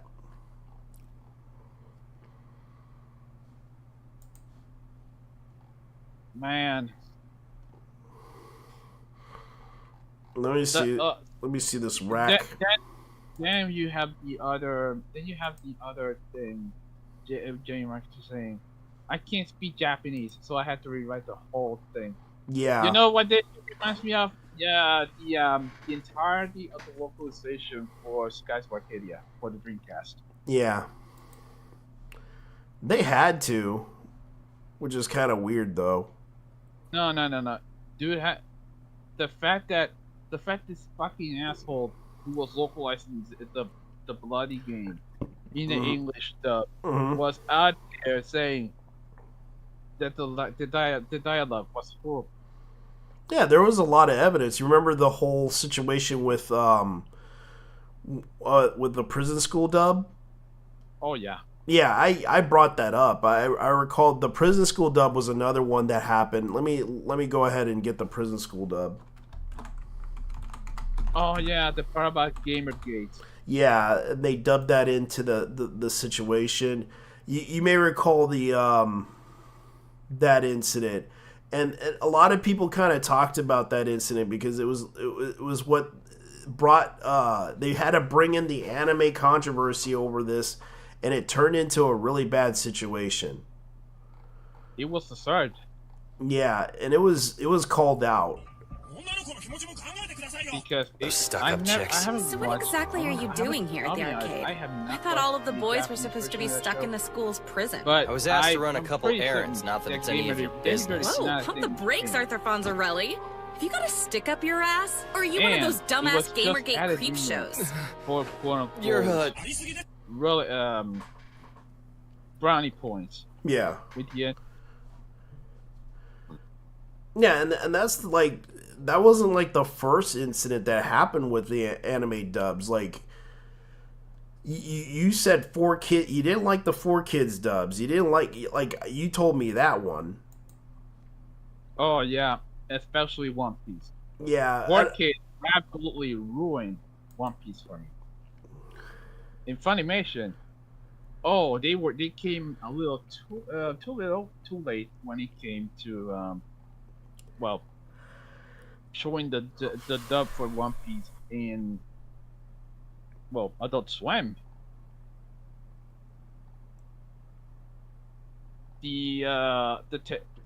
Not only Shaman King, or they also Demon Moon, Sonic.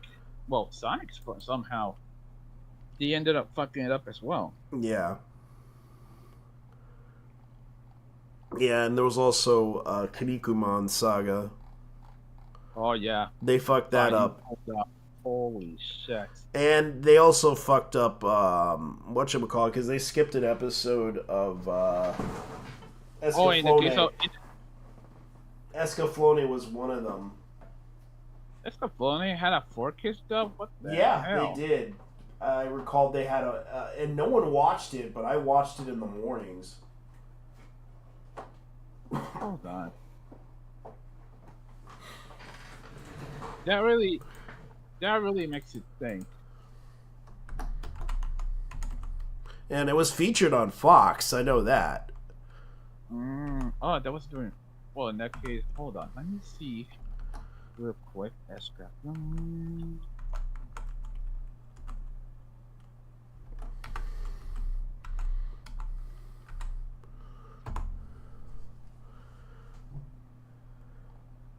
Holy fucking shit! Yeah, it was featured. It was on Fox. Oh, get a look at this. Mm-hmm.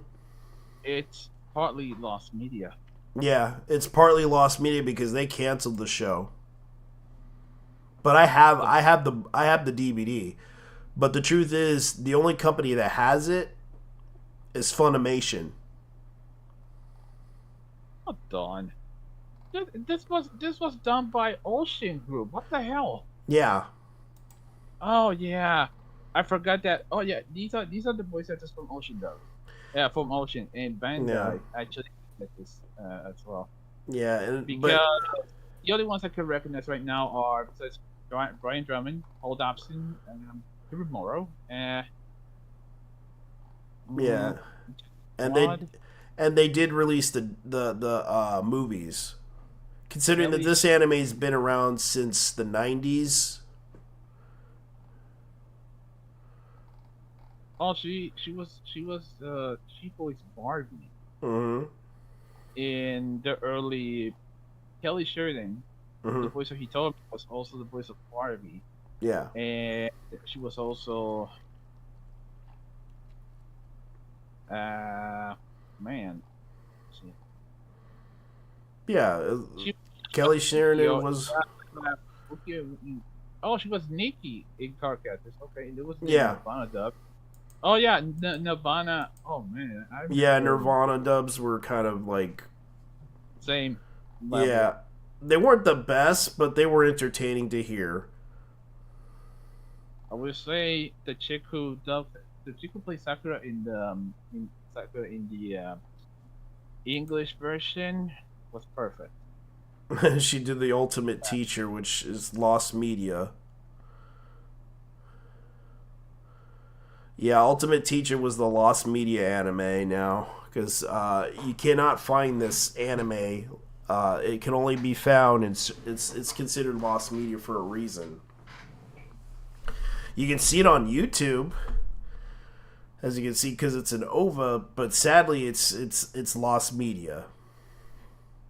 Because she also did a voice for that one.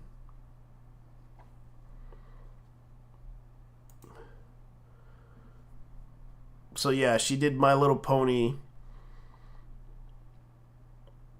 And she did the Inuyasha movie.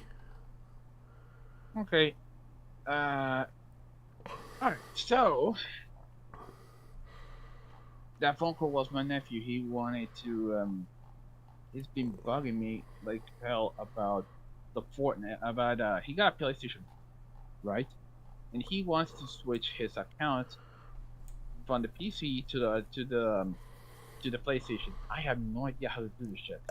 He needs a phone, which can, and also he needs to get on his PlayStation account. He needs to go to the PSN network. I tried on the PC, but it wasn't possible. Well, unless he knows the password, he could do that. I do have it. I made him the current PlayStation account he has. The current PlayStation. Then he needs to get a phone to do it, and possibly he could transfer it. But that's just me if he needs a phone. Yeah, because of the or the email. Yeah, it's linked to one of my emails. So yeah, it's linked to the emails, and plus the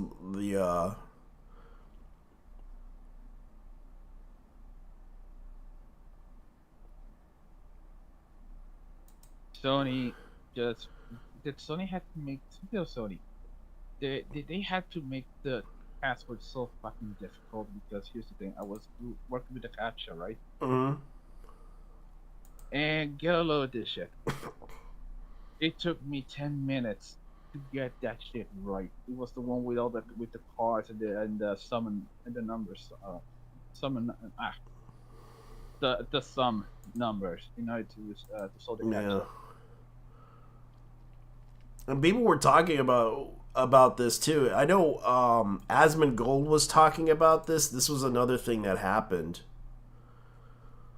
Like, people were like, this is what's going on with the localizer situation.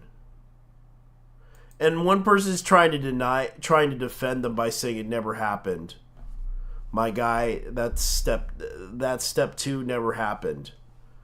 Which is basically denial. That's what they're trying to do. It's a typical tactic that they always try to do by lying to people. They always try to live in denial. Oh yeah, because there is there is no Warren Buffett version of that. I know, and it's like that's what's going on. Like, people are talking about this. This is Permaban's source. I usually look at Permaban as a source because, like, I hope all the damn localizers get sued by the original creators and animation production companies. We can't push activists who pose as translators. Rather, I think it's inevitable. All should be trying to make AI because of these people. If the translation clearly deviates greatly from the original content, we can't sue for damaging the value of the work. Well, let's put it this way. I do recall there was an anime that kind of did, because they wanted to localize it, which Warner Brothers kind of paid the money via, whatchamacallit. And that anime sucked balls. And I was pissed off. The manga was pretty good, but they turned that anime upside down by showing that anime in 3D vision. Yeah, it's on. I, for one, welcome to our new AI localizer overlords. Like, they're literally making jokes about this. Actually? Please control our free will, Skynet-chan. Our AI overlord, like AI Kazuna. I can't believe that. Like, that's kind of the funny. Like, there's so many memes of this too. Oh yeah. So apparently, Rayforce Game talked about this. The usual Japanese YouTuber don't mention how terrible the JP English vocalizers are, but the time around something seems to be different. Like, they are actually paying attention. And I did see this YouTuber basically saying I wanted to wear something different so people wouldn't look at me. Yeah. And in the localization, it says, "Oh, those pesky patriarchal societal demands were getting on my nerves." Like, that's so outrageous. I don't even believe. Is this true? No, wait, that's great. Or what? No, I don't believe. I want to see it. I want to fucking see it. What's the title? Yeah, fact check right now. Yeah, I want to see it right now. What are you wearing that for? Oh, those pesky patriarchal societal demands were getting on my nerves. So I changed clothes.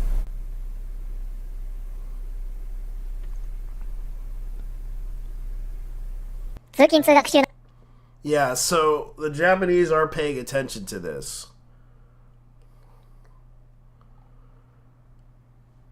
In this video. So the views on this is liked it. Like 43,000 people watch this video. And they know what's going on. The Japanese community knows what's going on. English localizers are unhappy after an ancient Mangus bride announces AI human hybrids, simulpubs, such as disrespect for the substance of the original text is saddened. So Dude, yeah. The fact that these people straight up disrespected the source material. Oh yeah, and this is what's going on. Like, they're literally getting upset because they're not going to control it. That's the problem. They want literal control of the IP that they were given the job to. Because I understand, like, I get it. When I said this in my video, I said, look, dude, I get it that you're trying to do this as a job, but when you try to insert your values in it, a lot of people are going to take that as you're being disrespectful towards them.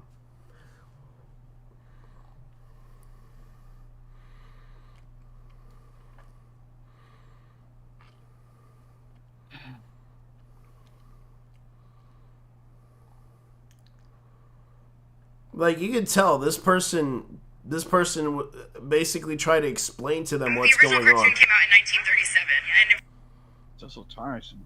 Yeah, Paguji, or I can't pronounce the person's name, but he looks like he's like another version of Babelfish. Okay, Paguji says here. Yeah. Yeah.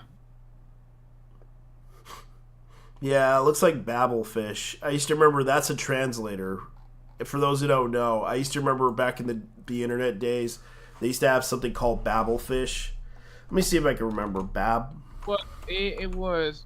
I won't say it was like it was like one of the prototypes of the. Yeah, it was a translator. It was YouTube's version of a translator. I used to remember, and I'm surprised it's still around. It wasn't perfect, but it did help. Like, if you wanted to translate something like to Japanese, for example, this is the Babelfish, and they're and it used to be a yellow fish as their symbol, but I guess it's no more. So Babelfish is now is no longer being used by Yahoo. You know, maybe that part about the rope and the bridge was a little more too Yeah. Regarding my feeling towards Jamie Marchi, but Jamie Marchi. That being said, she needs to get the fuck out of the anime industry. She and her bitch friends, especially Marco and Monica Rial, had done significant damage to the American voice acting community and the anime community as a whole. No, they did a lot more damage than that. They basically. I know some. We know. The problem is like they have ego. That's the thing. They need to accept that they need to accept the fact that their ego is the problem that people have with them, and they tend to use that big ego online to piss off people, and that's kind of the issue with a lot of these people online. They tend to they need to let go of that ego, or else they're just gonna look stupid. They really look stupid as it is. Yeah, I know, and that's what's gonna kill their career.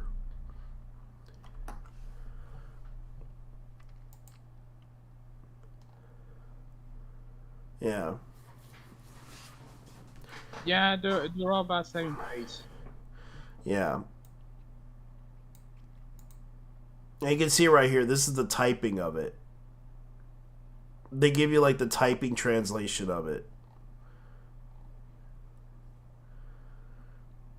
The first thing they need to do is... What's that? I was like... Yagana? Yes. Okay. They need to let go of ego. That's the thing that they need to do. Oh, but they can't. They can't. They will not. Because these people have too much to lose. I know, and they are really, they think they're high above everyone else, and that's the problem. They kind of go after people over this petty bullshit of calling them misogynist, calling them and they need to understand, like, no one's trying to go after them, they just disagree with them. And it's like, I'm not trying to, attack them over this stuff, but I just hate it when they just keep going off on people like this. Oh yeah, what Jamie did was basically yes. She wasn't being professional. She was just being an outright bitch. I know. Then again, I'm not surprised. She voices a bitch in the first season of Rise of the Shield Hero, and she voices a nice little bitch in Stalking with Garabel as the voice of Penny, actually. Yeah, and that's the problem with them, is that they are really. Well, how the fuck is this bitch funny? Funny? What she said wasn't funny. It wasn't even smart ass funny. I think she just wants to be a comedian. That's the honest truth. Oh, she fucking sucks at it. Like, I think that was the problem with her. Like, when you look at her now, like you look at Jamie Marchi, like she kind of looks like that redhead chick that basically couldn't find, like she worked for Disney, she worked for a lot of things. Okay. And that's the fact that the bitch is Texan, because Texans are pretty much, they're out there. Yeah. Like, the average Texan is okay, but you got the Texan who is a fucking asshole. Yeah, and you notice that they don't give out, like, the full information about Jamie Marchi. They just give her, like, the roles that she voiced and everything. It's like, okay, fine.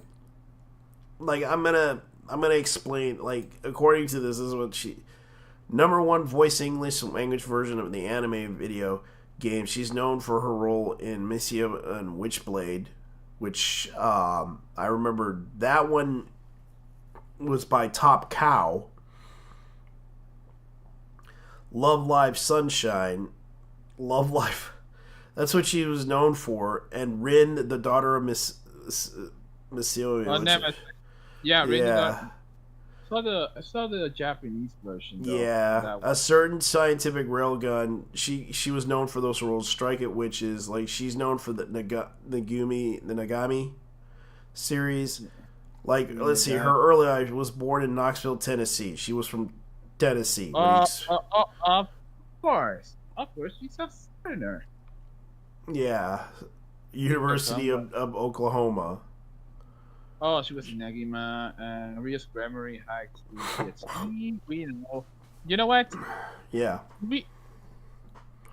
Oh, yeah. There we go. Legal issues. She's a part of the Kim Dawson agency. So, let's see here. The legal issues. In 2019, response to accusations of sexual harassment being launched against voice actor Vic Marchi, along with other voice actresses, Monica Rial tweeted the supposed speaking against Magnolia. Yeah, that was the only thing. Like, she named in the lawsuit, but she didn't show up for that one.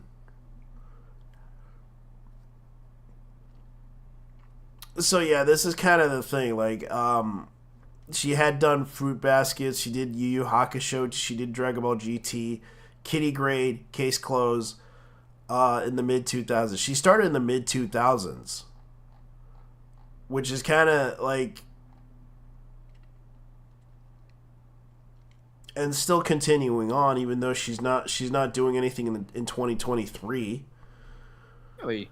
Yeah, like, she hasn't done anything in 2023 for some reason. It doesn't even show it.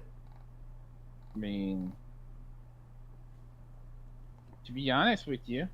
Yeah. Like, I think that's the problem with Jamie. Like, she... You know, she's 46 years old. She was born in 1977. And she's trying to fit in with the Gen Z crowd. I have a vagina, guys. Look at it. Feel it. Touch it. Yes, Gen Z, touch this vagina. Oh, no. You gotta talk like them. You gotta go, my pussy busting. For real. Yeah, I know. It's like, you can imagine her talking about her pussy all day, guys, at Gen Z. Jamie. More like Gen Alpha. Yeah, Gen Alpha. You guys can go into that MILF like she's nothing. You got Gen Z and Gen Alpha working together to be the most absolutely retarded generation since the Boomers generation. Gen Z, Gen Y joining together with Jamie Marchi. Gen Y, yes, knowing that she has a vagina, she will take over the world. Like, I know it's wrong to say that, but she will give everyone STDs and shit.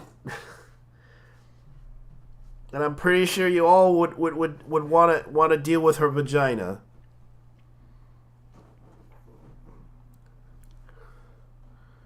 Yeah, I know it's kind of cringe. It's that joke is kind of cringe. Oh yeah. Yeah, just talking about her vagina like that, that's kind of cringe. So I'm gonna go ahead and be nice about this. Look, I talked to the chick that dated Vic Mignogna. This whole situation of drama that happened between this is like, look, I get that Jamie is this pretty pissed off bitch right now because she went through a lot, but I'm not gonna go. The problem with her is that she won't put aside her ego for this, and already she's already putting herself in danger of her career being lost because of her stupidity and arrogancy on this whole situation. I'm just gonna tell her to let it go. Because even I was told this a long time ago to let go of this shit when I was working at a job that I wasn't happy with, and of course I lost my job because I let ego get the best of me on that whole thing. And the thing is, lady, you got to learn to let go, or else you're just gonna lose it. That's what I'm going to say to Jamie. I wish her the best. Hopefully she finds happiness, but god damn it. I wish her the worst. That's honestly fine. Just fine, man. You do you. I just don't want to, cause any drama with her cuz all she's doing is causing drama for herself. Yeah, I would say I want no part of it. That's the thing with me. Yeah, I will say that she practically shot herself in the foot. Oh yeah. And I do agree with a lot of people. Like, they need to let it go. They need to let this shit go. Like, No, dude. The thing is, we can't forgive this. We can't forgive her. I know, but she put it on herself and possibly upsetting a lot of people, especially the anime fans. And it's not that I want to see her get canceled. It's just that she's doing this to herself. And a lot of people don't realize that she has caused a lot more problems with the anime community by doing this stuff. I mean, yeah, of course, talking down to the people that actually pay you for every role you play in pretty much every anime that you worked on. Yeah. Way to go and step on their fucking balls, you red-headed stepchild. I know, and no one was really trying to attack her. It's just, I would say this, because I forget that she's Italian. It's in their genes, actually. It's in their genes. Well, yeah, that's true. That's true, because in telenovela, they always have the Italian actors. Well, I mean, Vic is also unhinged, but that's because he's Italian. Yeah. And he's trying to avoid any controversy that happens to him. So just but we're being real when we say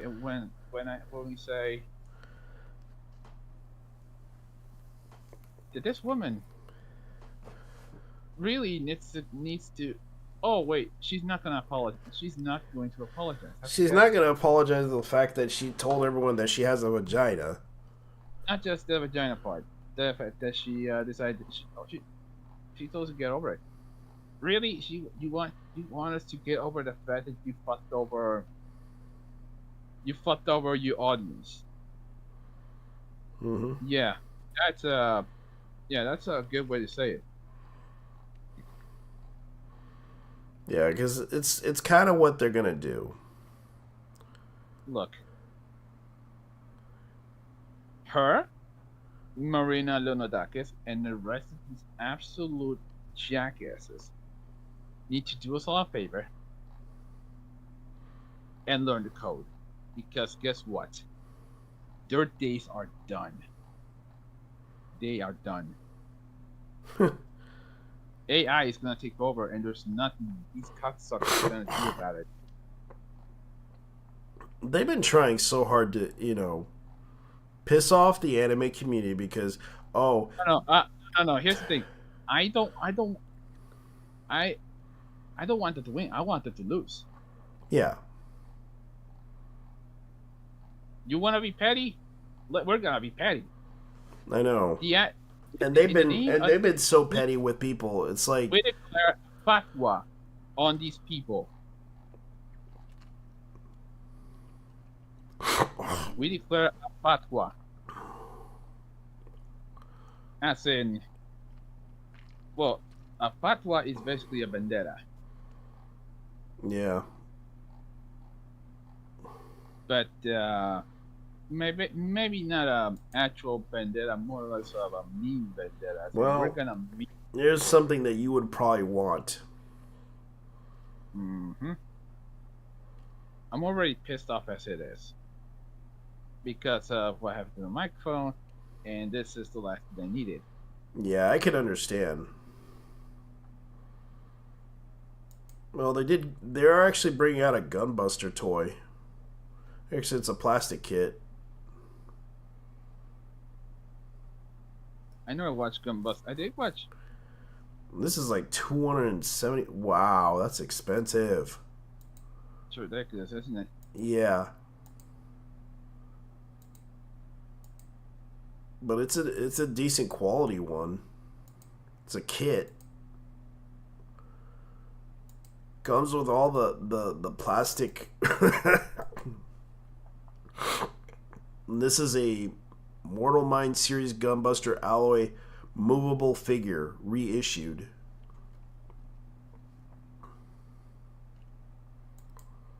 Oh my goodness. And I watched this anime. It's actually, I watched the OVA series. I didn't watch the movie. Oh yeah, Gunbuster. Yeah. I watched the series though, and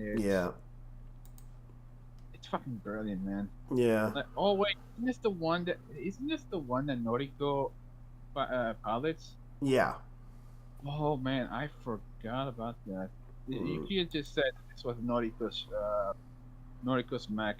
Yeah. It was the main mech in the movie. And the OVA. Oh. Wait. Oh yeah, and there's a sequel, Diebuster. Yeah, Diebuster, which is kind of an alternate universe one. Dude, the fact that Jamie decided to own it and actually rebel on her infamy. Yeah, that's just evil. Okay. So you were talking about public domain. Yeah, public domain. Apparently Disney's public domain thing. You know Steamboat Willie? Yeah, the first one. Yeah, the first Disney animated film that they did for theaters. Yeah, but the thing is, it only applies to Steamboat Willie that it's public domain. Yeah, which is public domain right now, and it's like that's kind of the title of the whole thing because people are making parodies. People are making fun of like Steamboat Willie. Like Stone Toss did one with USS Liberty. Yeah. Absolute mad lad. Yeah. And I thought it was kind of funny, like, they were doing that. I decided to do my own version of it with the AI. I had to type in whatever words I was trying to pull in, but it just didn't. It just came out with that thing as a result from my main title of the thumbnail. I mean, if you did it on Bing, that's it. Let's just say it's a bit more neutered. Yeah. Oh, speaking of which, there was this manga that I encountered. Would you believe this title? And I'm just gonna show you because apparently the people that created this, I don't know how fucked up they are, but they are so fucked up I could not believe reading this book. Hunter's Guild Red Hood. No, I'm gonna show you this. Show you what it's called. Dear Lord. Look yeah. At the size of guns. Yeah. So I'm gonna tell you what the title is. What I'm gonna show you.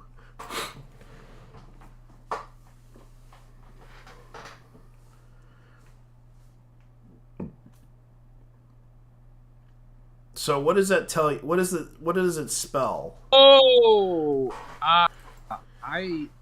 oh yeah. Yeah. Oh nigga. Yeah. I read this thing. It is funny as hell. I did read a couple of pages of it. Yeah, I read this thing and I'm just like, this is the whole story. This is like the most fucked up story I ever read. I really fit in because of it. The fact that even I never had any friends.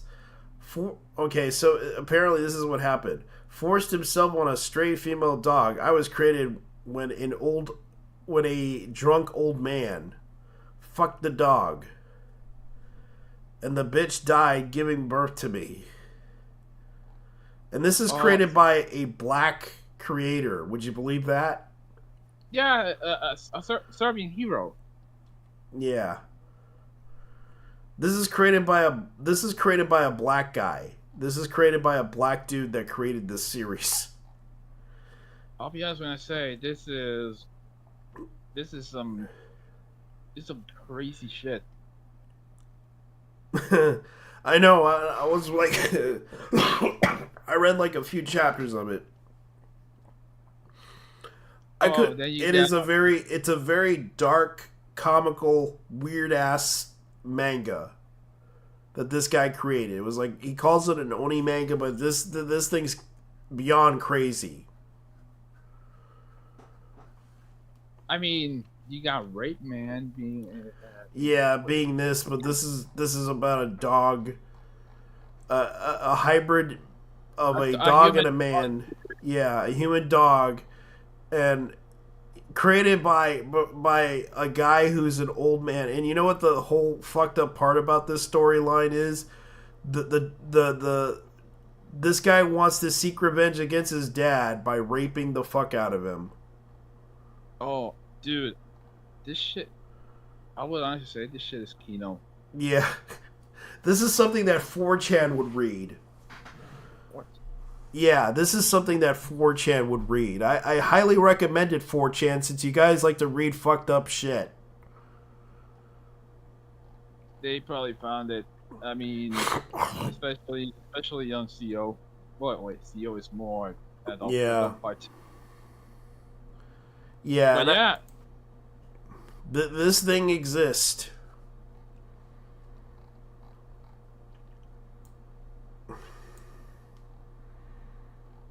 But the question is, does he truly have the dog in him? Probably. Yes, he does. Man's got the dog in him. Yep, he's got the dog in him. And he runs around trying to find the old man that fucked his mom. Oh, man. Yeah, the interesting thing about that is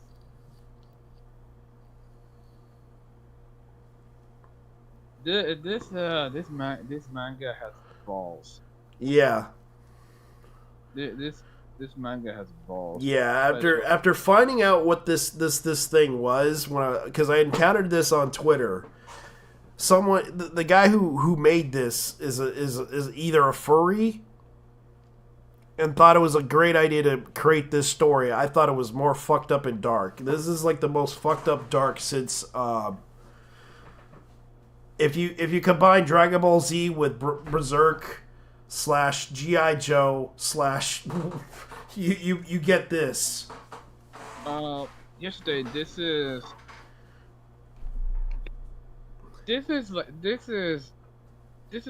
basically One Punch Man's fucked up cousin. Yeah, this is basically a fucked up cousin that basically thought it was a great idea to tell a story. And I'm just like looking at this, going like, who the hell would write this? I actually did read a little bit of it, and it's like I said, it has balls. We need shit like this. I know. And I can interpret the art, even though it's not perfect, but it definitely has an artistic style that you can't help but laugh at. If there was an anime adaptation, it would have nothing but rap music. Yeah, I know. This thing actually has a lot of, like... I can imagine 4chan reading this manga. And these are the creators of it. They actually have the creators right here. You can tell one of them's a furry. I mean...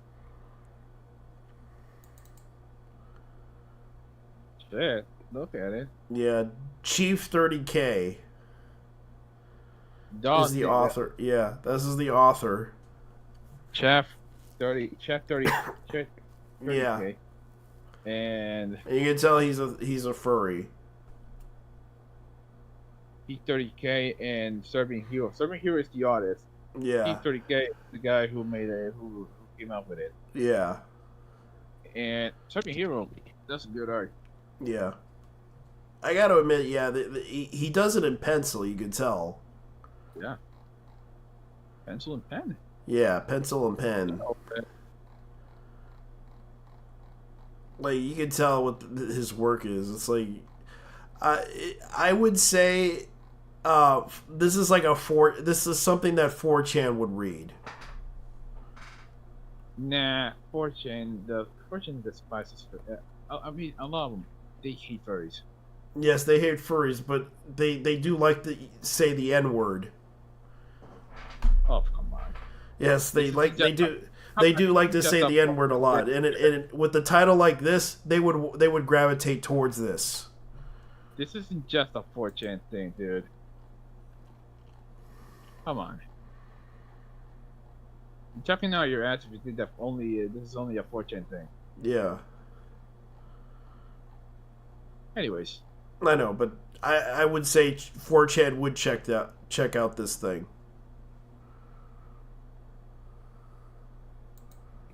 Because it does have that edgy storytelling. Would you agree? Mm-hmm.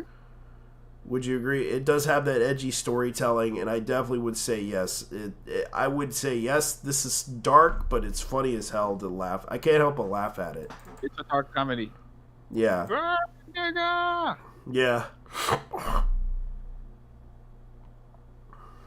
Okay, so speaking of, you know who would actually, you know what? I wish, but that ain't gonna happen.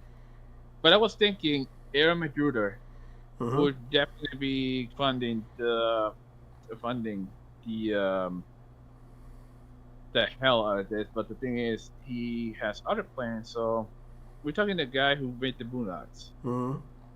But it ain't gonna happen. So, who would be?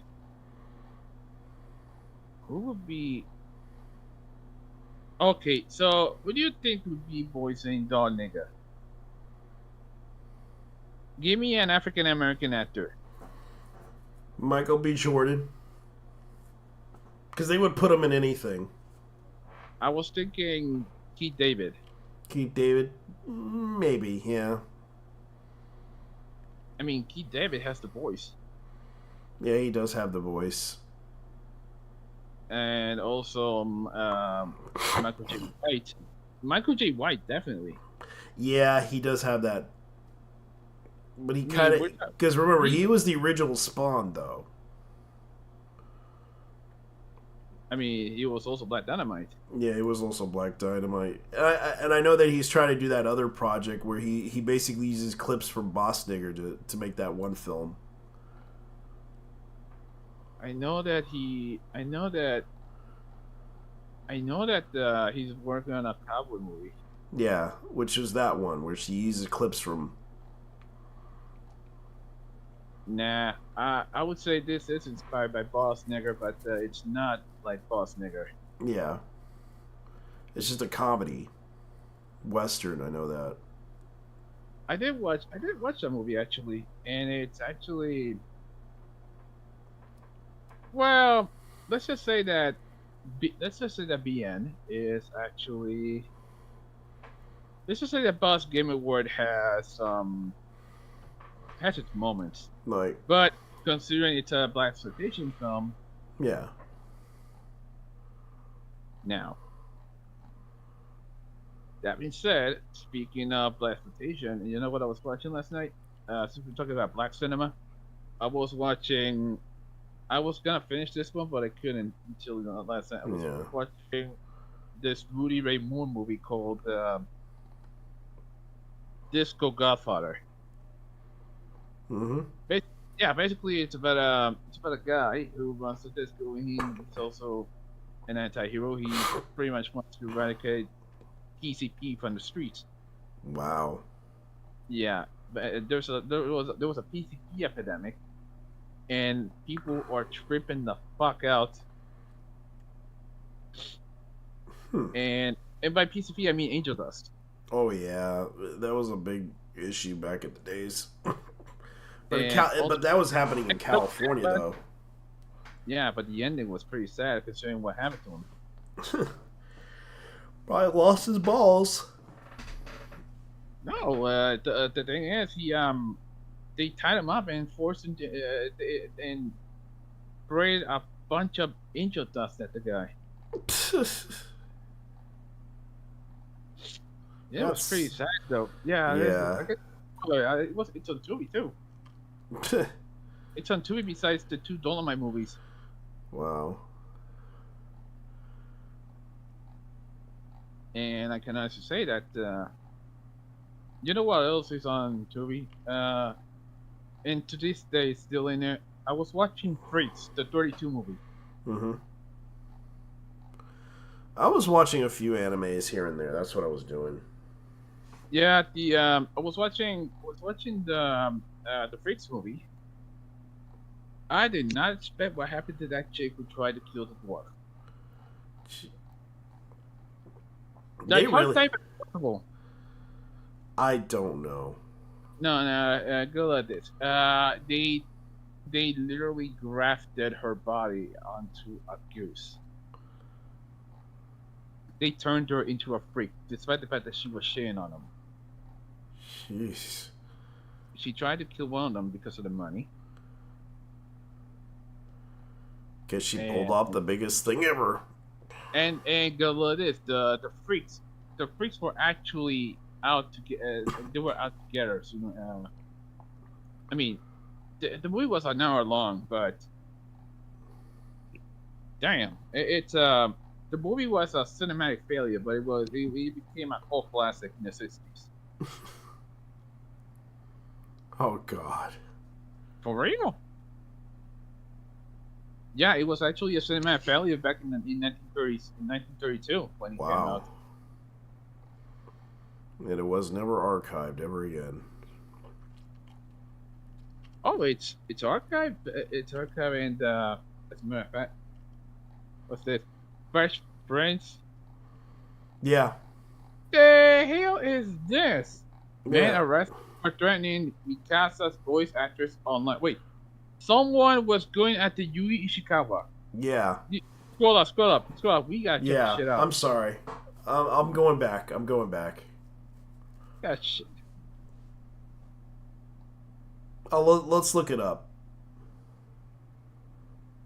I think I know which website it is. Chibi Reviews. Yeah, Chibi Reviews is another one, but he actually has a YouTube channel. Hi, Frank George here. This is the EM. You know those who are currently online can't suffer value fiction. It seems one of those individuals got arrested. Okay, here's the article. It's by Anime Hunch. That's the website. Man from Kyoto gets arrested for threatening to attack a Titan voice actress. So in a shocking turn of events, a 25-year-old man from Nagayo Ward, Kyoto City, had been arrested, charged for making threats against the voice actress from an anime Attack on Titan. Suspect identified as Fukuta Kishimoto faces allegations for posing murder threats on the internet bulletin board directed at the voice actress. Damn. Yeah. So the guy straight up sent death threats to Yui Ishikawa. Yeah, which is the stupidest thing to do. According to law enforcement, because you know how Japanese are online. It's like I wouldn't post even if I'm upset with a certain person. You can make jokes about it, but just don't throw threats at them. According to the law enforcement officials, Kishimoto, whose occupation is unknown, admitted to the charges of the arrest occurred in November 2023 and was taken into custody by the Asasaka police station. Sorry to interrupt, JT, but I'm reading this one. The threatening post specifically targeted voice actress Yui Ishikawa with messages such as "I will randomly stab her with a knife and kill her." Mm-hmm. The agency representing Ishikawa discovered the alarming post and promptly reported them to the cops. During the investigation that resulted in Kishimoto's arrest. Man, yeah, you know what's interesting? This is the same chick who voices 2B in Nier. Yeah, and she even did Violet Evergarden in it. Yeah, exactly. Which I'm kind of surprised. I was like, Jesus. I never had a problem with her. It's like I when I listen to her voice, she's like simply nice. It's like I don't think it was a bad voice. But I don't know what the issue is. It's like, let me look her up. I'm guessing the dude watched the ending of Attack on Titan. Yeah, that's probably what happened. Because Attack on Titan did have a really, like... She's 34 years old. I don't even know why anyone would have a problem with her being 34. And her height is 5'3". So she's considered the legal lolly. No. What the fuck? No. That's that title belongs to Aoyuki. Okay. So, but like I'm looking up her background and everything. She's like 34 years old. I don't see how people would hate her. It's like she doesn't seem like the type of person that would say anything negative. But I get it. It's like she's 34 years old, and it's like, yeah, this is kind of. I don't know why she deserved these. I don't know why she deserved these death threats. It's like people online get upset over like people having these roles on animes, and it's like, okay, man. Like I heard the dub version of Farron. You know that anime that came out recently. I haven't even watched the series yet. I watched it. It was okay. I watched the Japanese version. I heard about the English dub version didn't do so well. Like I heard they kind of put a normal voice actress that was like mature for that role, and they decided to give and when I looked at the clips of the dub, I just didn't like it. The voice actress involved, because they made her sound like mature instead of an elven kid looking character. It's just a mature woman.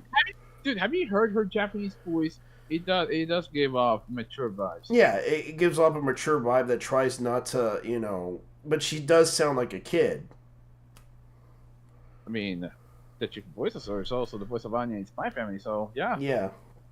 And she does try her best to, communicate that she is a mature woman. But that was the problem. Like Farron was kind of an elf in the world, and she's like the only elf left, I believe. I would have to watch the show to correct you on that one. Yeah, because yeah, but she hates the demons. But she. Oh yeah, especially when she pulls the low tier god special on one of them. Yeah, I know. It's just like, go kill yourself. All right, kill yourself. Kill yourself now, bitch. Yeah, go kill yourself, fool. I can imagine someone doing that. Like the god known as low tier god is now the god of the world. Go kill yourself, bitch. You serve no purpose. Kill yourself. Kill yourself, bitch. Oh. Okay, let me see if I can find.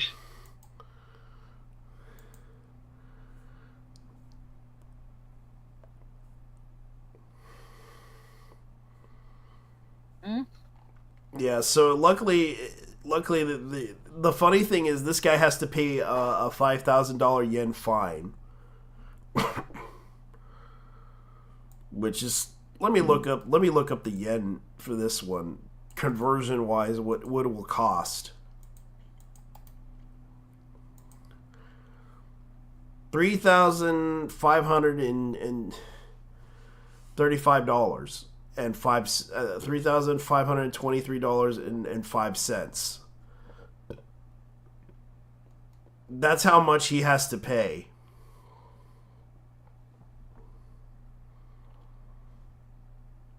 To break out of to pay for to get himself out of jail.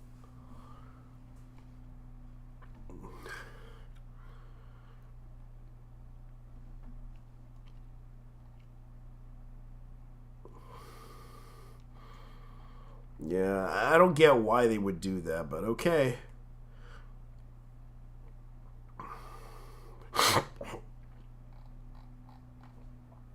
Okay.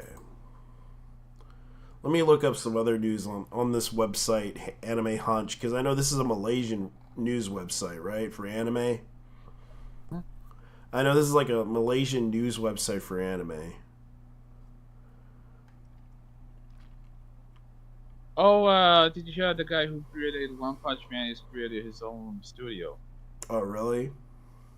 Yeah, because I think he wanted to continue the series, but the problem was he has to deal with he was dealing with the fact that the company that dealt with his work is not doing One Punch Man. Oh no. Considering all the studios worked on, and like for example, first the Madhouse was working on the first one, the second one was A1, and then the third one was Mappa. Yeah. And they clearly screwed the pooch. Yeah. Let me see. Wit Studios One Piece remake brings back Shueisha's stealthy toy slander. Wow. So they're really going to go after Toy. I mean, it's Toy. Just showing something from Toy is going to guarantee... Oh, wait, it was Toho. My bad. Toho, yeah. Toho is the... Which they are in... Oh, yeah, they would do the same thing, too. Yeah. So the reason surrounding the announcement of the new One Piece remake remains a mystery because some fans are linked into Shueisha apparent dissatisfaction with the work that was done on Toei on the anime adaptation. And in order to back up this claim, the infamous Buster Call project, which is orchestrated by Shueisha themselves, was brought up. For those unaware, Buster Call started off with the unofficial project in 2019, collaborated with One Piece fans across the world in order to bring the vision surrounding One Piece to life using fan arts, illustrations, and merchandise and other derivative works.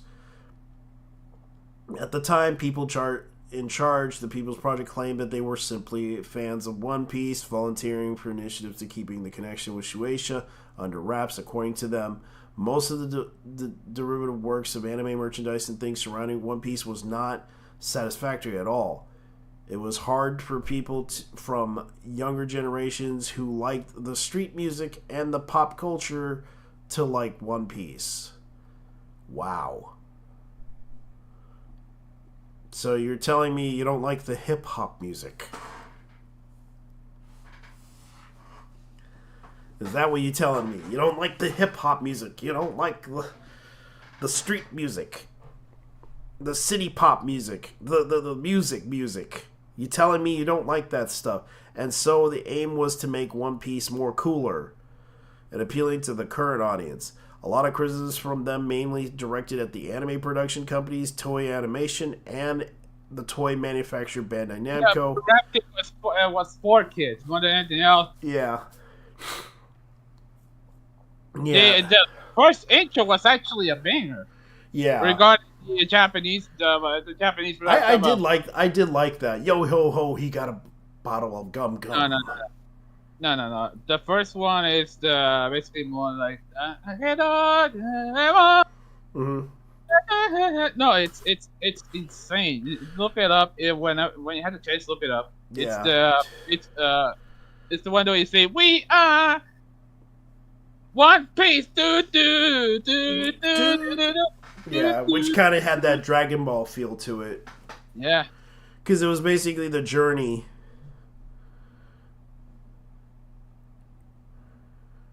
Yeah, so they're trying to impress the new audience, the modern audience, with the One Piece that they're trying to make.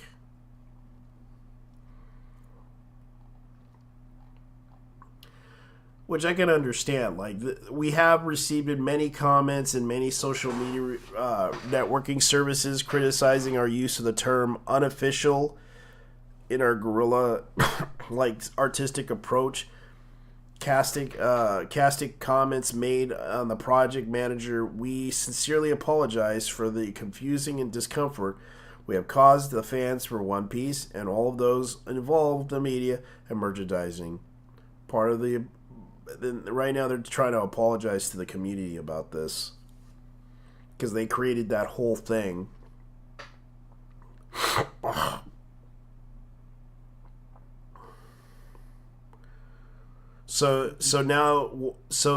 Which studio is going to be making this instead of Toei? I don't know. Which studio does some pretty good work? Yeah, they do.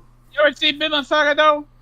I think I did see something from. Let me look it up. Let me look up something that Wit did. Which studio not only worked on Spy Family, they also worked on Attack on Titan. And yeah, that's true. They also did, let's see, the Pokemon movie, The Power of Us. They did the Pokemon Code White. Yeah, that was the remake, wasn't it? Yeah, they did the movies. They mostly did the films, but let's look at what else they did. They're part of the IG production subsidiary. Like, let's look at what they did, because I need to.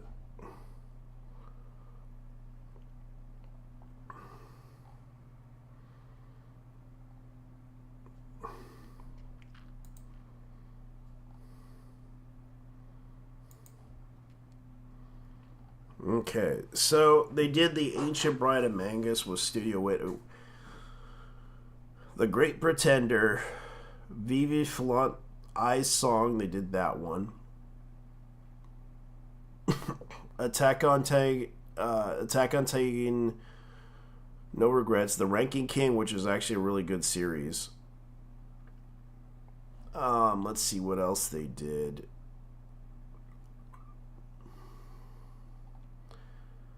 Yeah, I seen that one. Cabana the Iron Fortress anime. That's actually a really good anime. Cabaneri the Iron Fortress. I heard of it. Yeah, I saw the series. I didn't see the movie, but I did see the anime itself. Let's see what else they do. Let's see.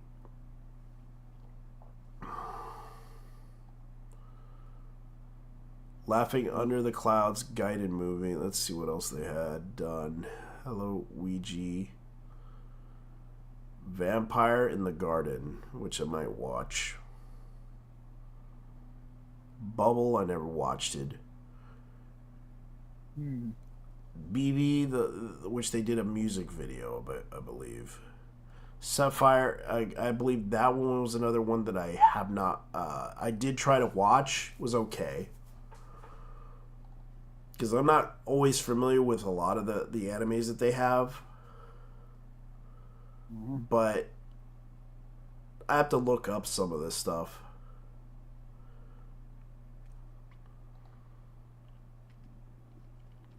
Okay, so they mostly made like movies and a couple of short animes. So I don't know how much energy they can handle one anime, because I know that they're doing. Because I don't know, because and they're the ones that are doing this Suicide Squad Isekai. Oh yeah, I forgot about that. Yeah, so I don't know why they're gonna do that one, and there's also Moonrise. That's another anime that they're planning to put on, but it's on the web. Grim Fairy Tales is another one, but it's on the web. Hey, I wonder if Disney is gonna end up suing them. I don't know, because I think Grim Fairy Tales is. Hear me out. Mm-hmm. I wonder if Disney is gonna end up suing everyone for, Mickey Mouse. Well, the first Mickey Mouse iteration being public domain now. Yeah, it could be public domain, but it's not something that you would do to, like, as long as you're not using it as an advertisement. Like, you know how Geico is, like they'll use anything for advertising. Oh yeah. It's public domain as long as you use it, but with permission. Yeah, what public domain means is that it has no royalties. Yeah, it has no royalties. The Geico is actually owned by Geico Insurance, so that's not really. Yeah. I know where you're getting from. I know where you're going. Yeah, because I remember seeing the news reports about it, and they try to explain the whole issue behind that whole Mickey Mouse thing.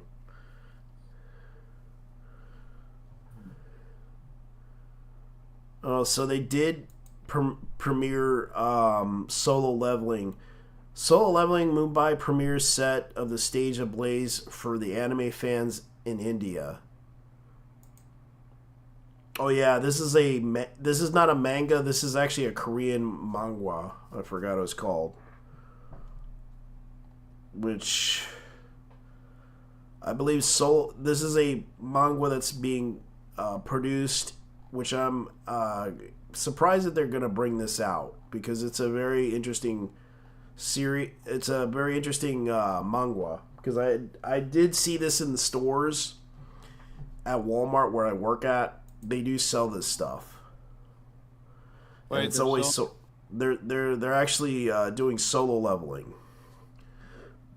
Oh wait, they're selling the Korean stuff now? Yeah, they're selling the Korean stuff. They're even selling the music too. Ew. I know. Man, as in I don't know, man. As if K-pop wasn't the worst ass sport for Korea. Well, there is one Korean guy that knows how to speak Spanish. I know. I think I heard that, dude. Yeah. But I'm saying that I'm not saying a lot of the stuff in Korea is bad, but I let's be honest here. A lot of Korea back in the day used to fucking suck. Yeah.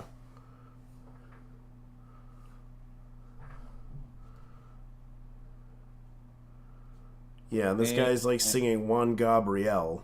Remember Juan Gabriel? And then we already Juan Gabriel. Yeah, Juan Gabriel. Oh wait, not just beach and Ace what's the Aespa and all these other ones, but I'm just saying K-pop is absolute hot garbage and the worst sport Korea has besides anything made by Lotte. Yeah. So this is like years ago. This is nothing new. Like, let me see if I can remember. I tried.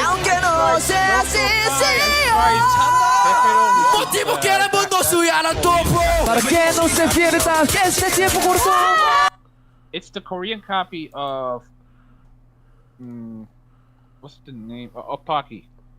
Yeah. The latter doesn't taste like anything. It's incredibly. It sucks. It's incredibly stale. Yeah.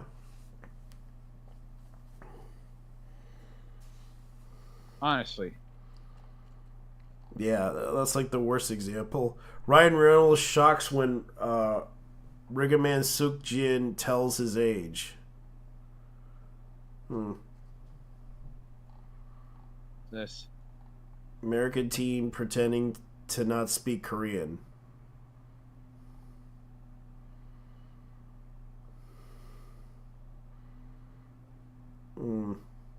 Spanish versus Korean battle. I mean, you'll be told South Korea. In Spanish, we don't say ha ha ha ha ha. We say ja ja ja ja ja. No, no, we say ka ka ka ka ka. But in Korean, we don't say ka ka ka ka ka. We say ka ka ka ka ka.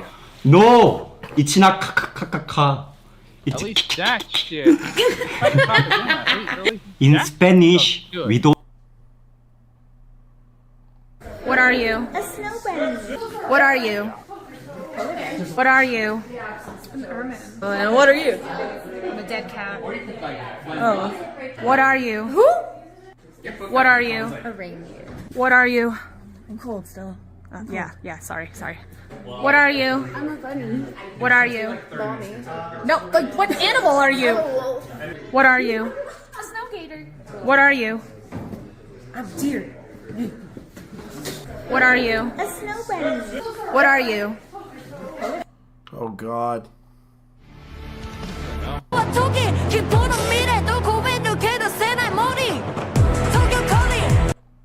Is there anything you need to know before leaving Japan as a foreigner? First off, you're going to have a really hard time getting an apartment because they don't trust you here. And it's insane. You're going to pay tons of money. You're going to get a tiny little apartment. I hate moving and stuff in Japan. The other thing is, you know, it's not like America where you just walk down the street and say, hey, how's it going? Like if you say konnichiwa to a Japanese person, they're like, this person's fucking crazy. You know what I mean? It looks like. Oh wait, I was thinking of that Stephen He. Series that he made, Ginormal. Yeah. This?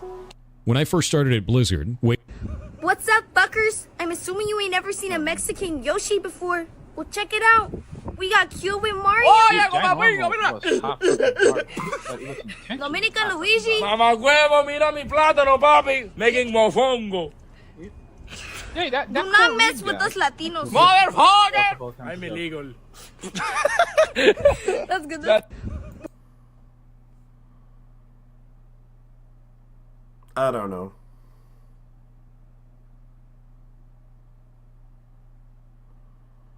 What do you think?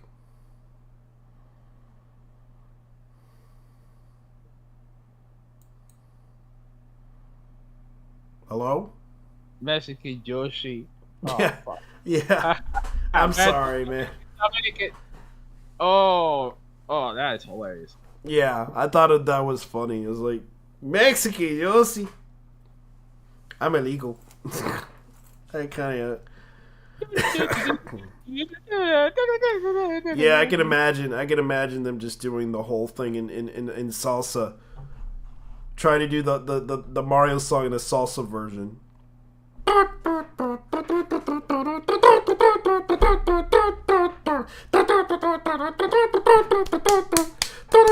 You gotta get a cowboy on there too. Let's do it. Let's see if I can do it.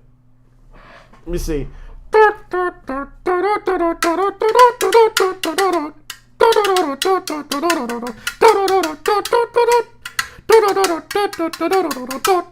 And you gotta have the bongos. You gotta do that. I wonder if they got a salsa version of that. Oh, wait. I have an idea. Yeah. I got an idea. Yeah. The Dominican Super Mario and Luigi the Dominicans, well, it would be a nasty as fuck. Perico hipiao. I know. I know. Let's see if we can try to find us. I wonder if someone actually did that. A salsa version of. Oh, check out. I wonder. Let me check something real quick. The video game.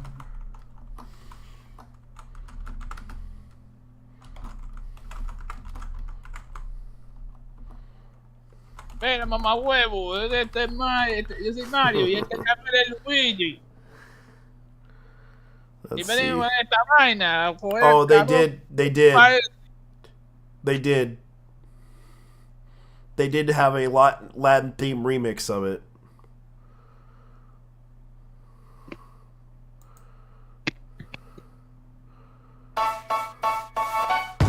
I hate when they do that with the advertisements.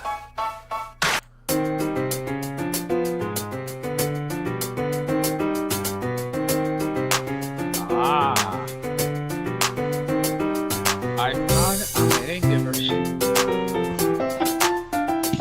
Yo.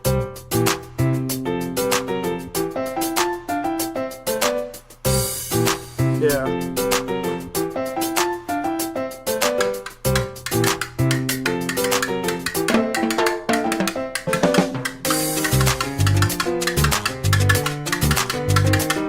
I found a merengue version of the Mario theme.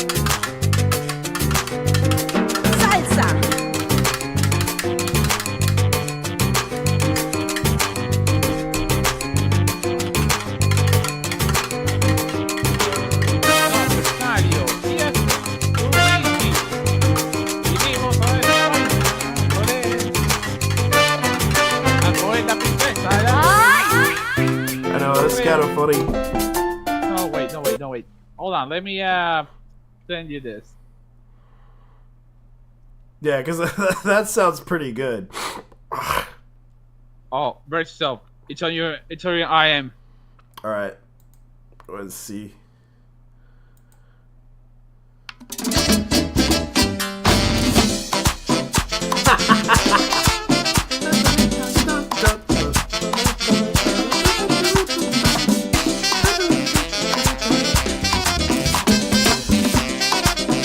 Yeah, it does sound good.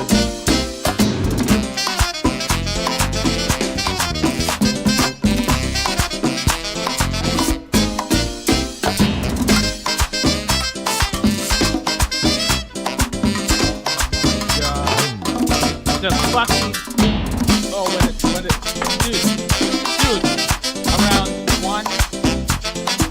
dude, around 150 or so.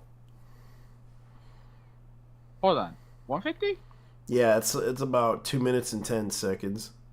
No, wait, 152. They touch the star and this becomes Perico Hipiao instead of merengue. Let's look.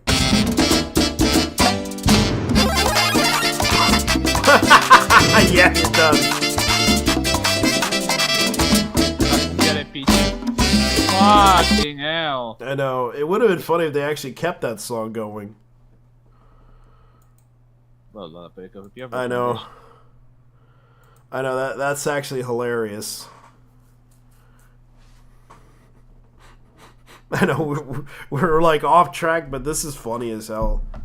Jet Black will join Jason Momoa in a Minecraft movie. Oh yeah, that's on my feed. Yeah, it's on my feed too. I don't know how I got it, but okay. That's the algorithm. Yeah, the algorithm trying to recommend it. Okay, so the Germans are rising up for massive numbers protesting the government plans to push them out of business.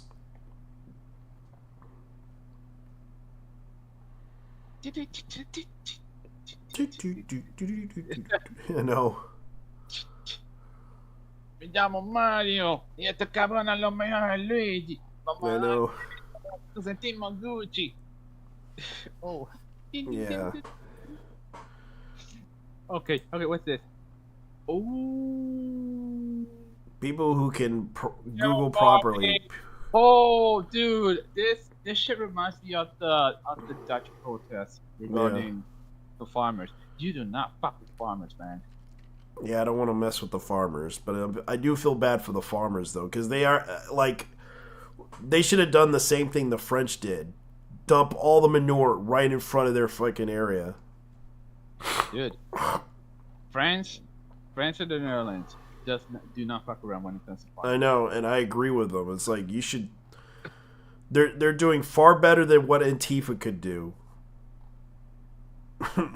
Oh, the thing is, they're trying to do this because of the, the whole thing. The whole climate thing they're trying to do. It's like they're trying climate, but also the fourth quote-unquote industrial revolution. Yeah. Or colorblind filters struggling. Oh, dude. You know what's funny? I was playing that Sonic fan game, the one with the Sonic Robo racing. We actually had to ban we did a competition. We had to ban the monochrome level. Wow. Because it was giving people seizures. Yeah, I can agree with you on that one. Because it would be difficult to deal with. Especially when you have people that have that suffer from epilepsy.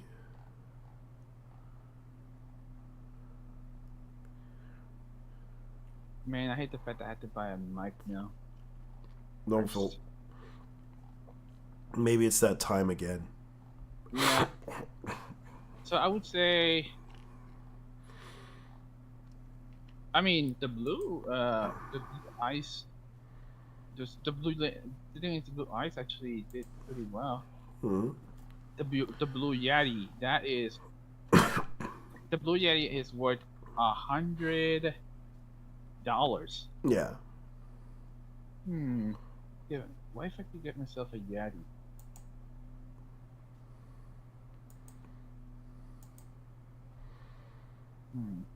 Props to. What?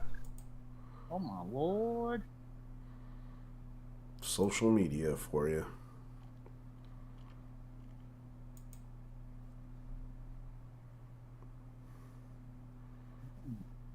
Okay, a girl that could load a website and choose the kind of dick she wanted. The concept being behind Uber dicks. It's a hentai. Ooh. Yes, no joke. This is a hentai.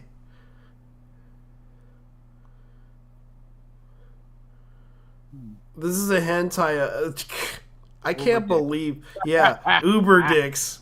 Like, you could choose whatever dicks you want, honey. And she wants Uber dicks. Like, heck, I wish that could happen in the United States. I would do it for money, too.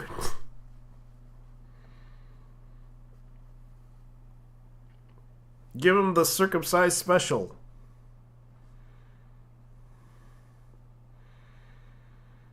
Let's see. Fire Force is trending for some weird reason. Fire Force got the peak of sound effects in anime, but fan service ruined it. Fuck you. I don't care for the fan service. I care about is it entertaining for you? Is it really entertaining for you? Honestly, I did watch like the first 11 episodes.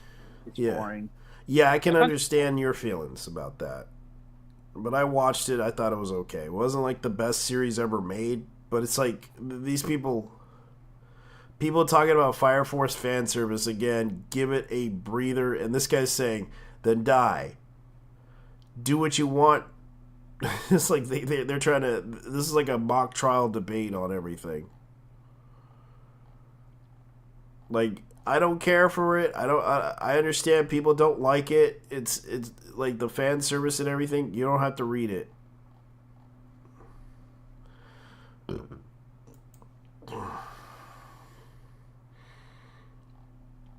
the fuck is this guy's problem? He looks like he chugged Soylent by the.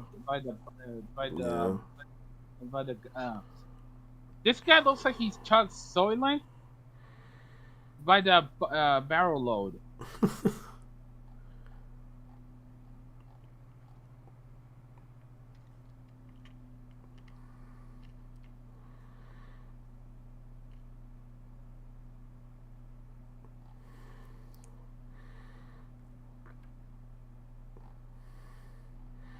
Yeah, they're bringing up the Epstein client list.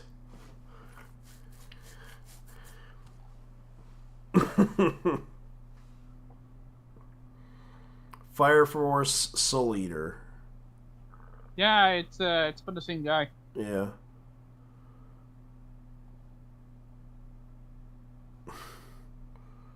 Let's see.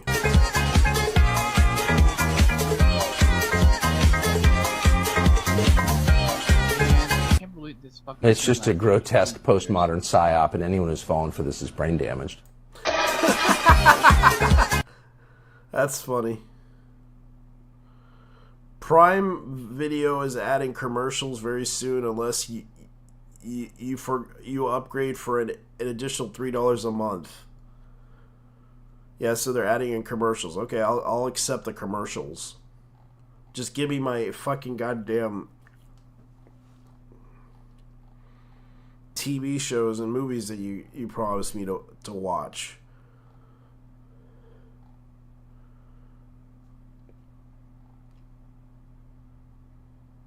Indian scammers, their accent, millions of dollars. Oh, that's sad. That is sad.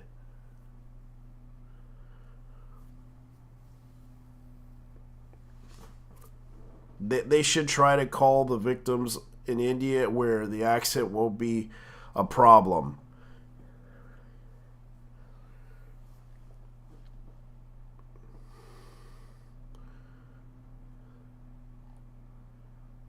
Holy shit. Oh, it's true, actually. Yeah, it is true. Yeah, because they keep calling me every fucking time, and it's like, I can't understand, why won't they just leave me alone and let me be? I understand you want your cash and everything, you want your money, but I'm not gonna fall for that shit. I realized, you know, the guy wanted me gone, so I took a hit and left.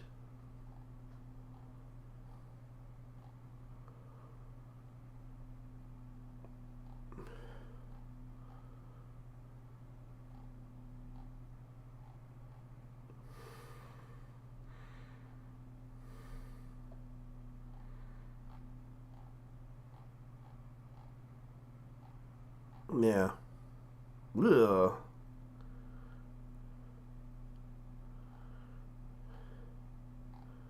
Let's see. The left isn't inappropriate, then neither is the right.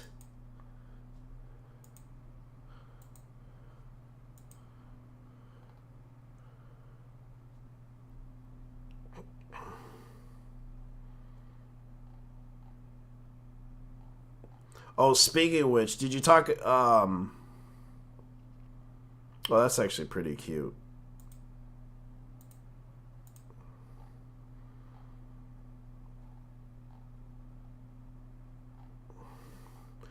Did you hear about the TAC 1 guy?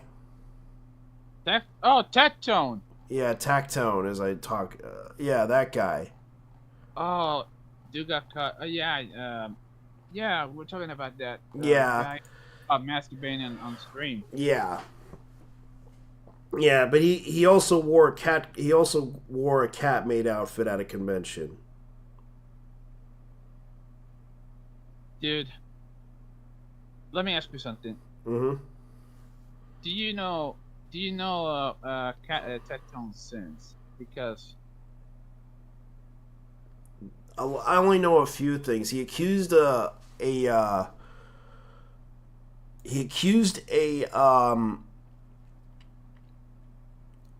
YouTuber that was a Genshin Impact YouTuber. Oh yeah, the whole. Ironic because he actually used to be one. Yeah, he was a Genshin Impact player that likes to play, but he stopped because he went to ODK, and ODK basically, and of course this is what happened. So they decided to say, oh, Techie, you like Venti. So how are you the guy to call out pedophiles on their ill behavior? Okay, well, let's just go ahead and ignore the fact that apparently this guy is a alcoholic. His entire personality is being a drunk alcoholic, is not presented as a child a single time, but apparently thinking Venti's ass. Yeah. Yeah, because I said this before. Like, the guy, what he did was kind of cringe and stupid. And it's like, the guy got upset over the fact that people called him out on his bullshit.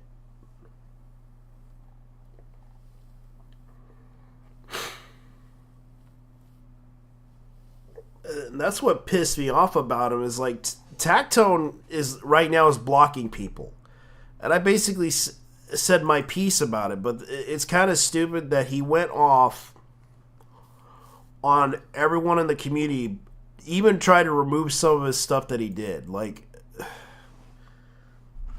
I mean, the guy's on Twitter. What do you expect? He's a streamer. That's what you expect him to be.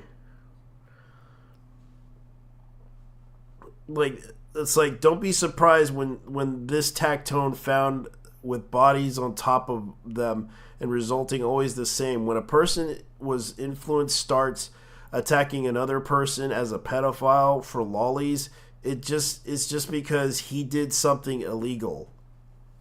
Yeah, that guy was saying he wanna look clean. If you wanna look clean or Nahida or any other vote characters in those games, you have some issues. His words. And honestly, I do actually agree with him. But they're not real.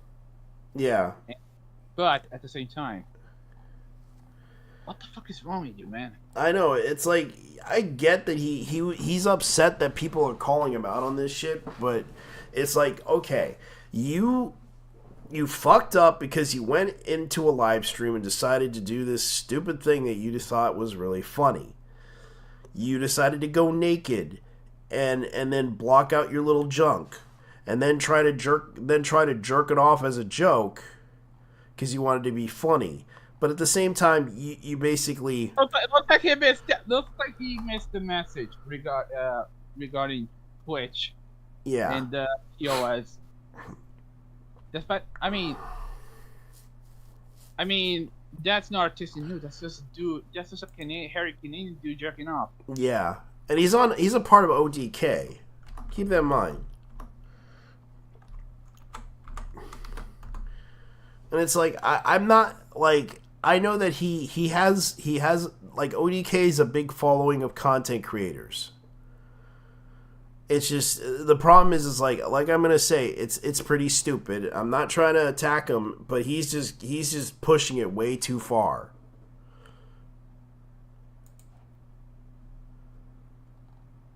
And I'm just saying, like, just admit, dude, you did something stupid. It backfired on you, and I get it. You're a big advocate for, okay, this is what all these fucking ADD Zoomers coming into my game and trying to ruin this shit with their weak accounts just because your pussy ass can't do it. Don't mean real men like me can't, like clown face, all these libtards out here needing to leave the gaming to the real folks. Shut the hell up. Yeah, so I'm so tired of seeing Honkai Star Rail players complaining about the difficulty of permanent content.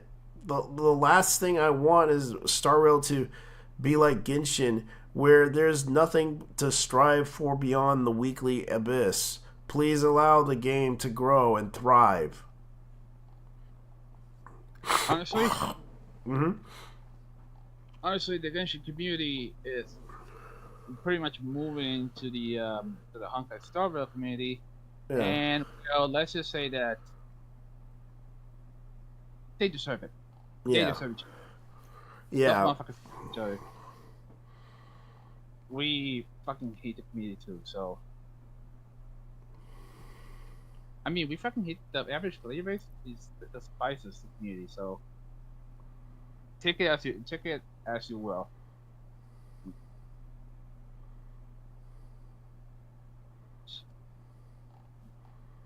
Yeah, it's like, a friend of mine is offering me his old 8-year-old Samsung. Steel one. Oh yeah, and Ackman is basically saying, as a content creator, you expect me to hear the most retarded takes about you and your content, but you're one definitely above the beyond. So hentai, lolly hentai accounts probably have more integrity than you. LMAO. Oh, to Ackman.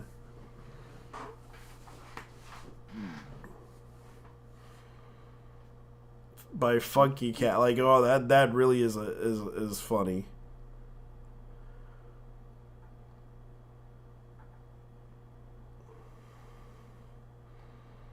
Like, that's funny. That's funny. Unfollowed everyone because my ego's enormous. Also because I'm 30, I'm and followed like 900 hentai accounts. It's time to grow up, guys. Reply if you want to. Like, I'm not going to. I don't care if he's gonna follow people or he's gonna block me. It's kind of ridiculous that this happened. Yeah. So Genshin stands. I'll give you one chance to apologize. The Volcominer is better than not drop the soap. You have 24 hours. So I'm just gonna say this to him. I hope he does. I hope he understands. I'm not gonna go and cancel him. I'm just gonna say what you did was kind of stupid and cringe. Honestly, as someone who plays Genshin Impact, clown on him. Yeah. We love Dawn Spitfires. Yeah, it's funny. It is funny. Oh, they like that one. Nice.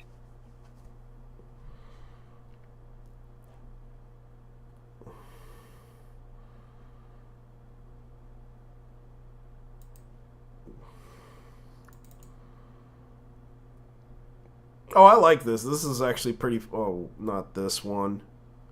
What if Rick James had become the Hulk? That's funny. I can imagine the song like he does. She's a super freak, and he just transforms into the Hulk.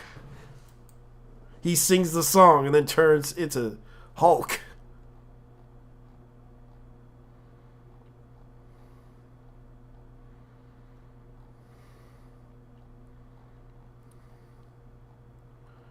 Let's see. Oh, that's a doll. Oh my god! Imagine instead of getting angry, the guy just snorts cocaine. Yeah. And then turns into the... No. Instead of the Incredible Hulk. Oh, this is called the Super Freak. Mm-hmm. Yeah, he's the Super Freak. Rick James is already unhinged as he was. Yeah. Rick James is already unhinged as it is. Yeah, he is. I mean, if you don't... I mean...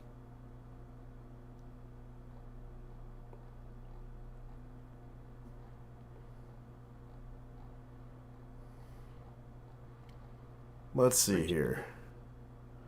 Man.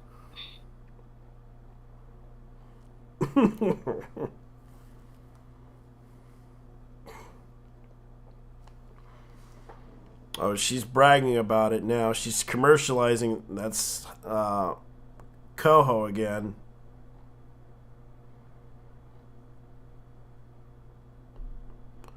Okay, the reviewers wanted have a YouTube channel, podcast, blog, soapbox. We send you wretched books for digital print format so you can tell your audience how wonderful, lousy they are. Get in touch or get wretched. Get wretched. Yes, they're all new. Okay, so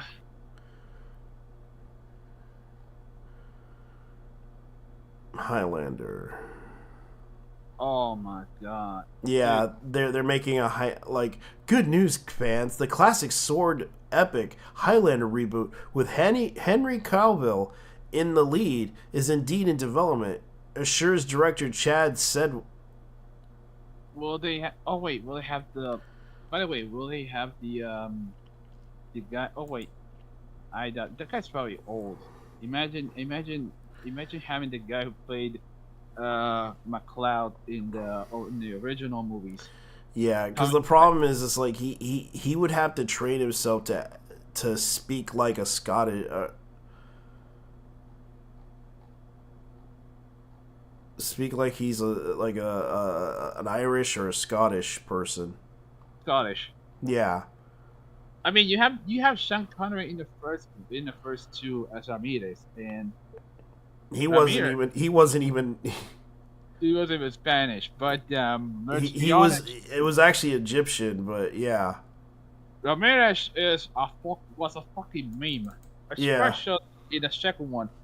Yeah, because he told everyone, like, I'm actually Egyptian! I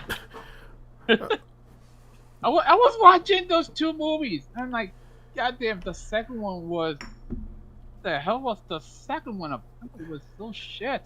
Yeah, I know. First one was actually good. I know, it was so funny that they had to bring that back. Like, they did the second one where he basically flies around in a flying saucer. The other one was like the last one. I was just like, okay, so the guy from the TV series gets to have a baby. The TV series is on TV, but I haven't watched it. Yeah, it's a decent or is it bad? It's an okay. The TV series is pretty good because it basically just it's not. It's I forgot his name. He's like another McCloud that became immortal, and in the movie, they did bring back what's his name to play his role the last time, but I kind of felt bad that he had to sacrifice himself in the movie. Yeah, Connor McCloud of the Clan McCloud. My name is, and I'm immortal. I mean. Connor McCloud or the Highlander. Okay, let me see. Christopher Lambert. Let me see. Let's see. Christopher Lambert. Yeah. Oh, he's American, but he's French. Oh, yeah. He's shit. Okay. Yeah. I don't. Would they actually go ahead and?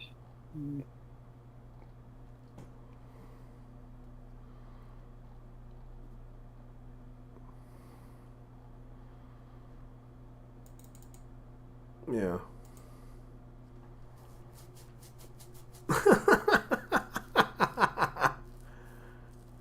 I think that's actually really cool. Sailor Moon sitting around skulls. That's funny. Oh, I would buy that. I don't know why. I don't even know why my I didn't know that it was blind. What the fuck? Here it is.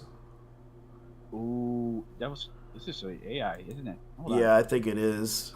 No, wait. Yeah, it is. It is AI. Yeah. Damn. Oh, this goes hard actually. Yeah. Yeah, you got Serena Usagi or Serena pretty much sitting on her I can imagine someone making a parody of this, calling it Sailor Goth Chicks. I would say more the likes of. I can imagine them making Sailor Moon version of Goth Chicks. Dude, this would be insane. Basically, all those skulls are her enemies that she vanquished with the Silver Scouts. Yeah. That's because I know there was some cosplayers that dressed up as Goth Chicks last time I remember. Let me look it up. Yeah, versions of Sailor Moon. Yeah.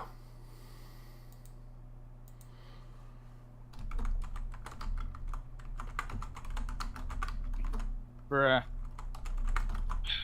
Yeah, it does exist. Oh yeah, it is. Yeah, so they do have like the goth Sailor Moon products. I know that. Like I seen people sell like the goth Sailor Moon stuff. Like here it is on Etsy.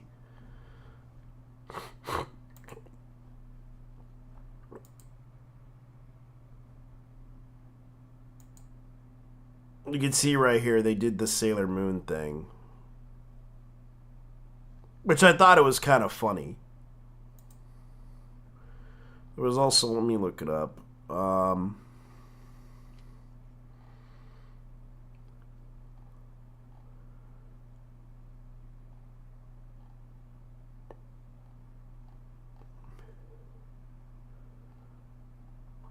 Oh, here it goes. Oh, okay. Yeah, this is clearly a parody of. Yeah, it's a parody, but I know the goth chicks would probably be like, "Ooh, wow, Sailor Moon is sitting around skulls."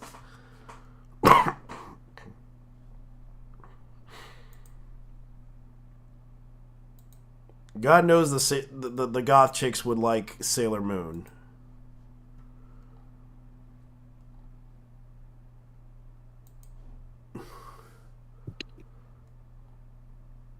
Yeah, like they do the goth edits of Sailor Moon.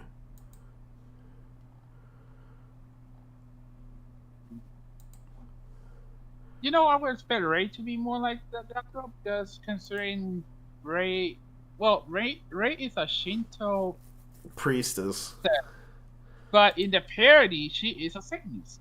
The one the Sailor Moon Abridged series. Yeah.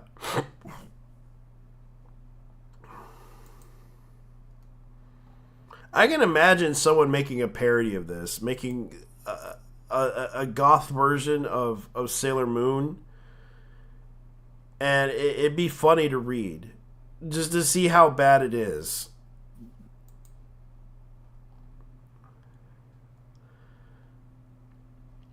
And then you would have a guy dressed up as Marilyn Manson, you know, trying to be like a tuxedo mask, wearing a mask, like he's like some goth vampire character.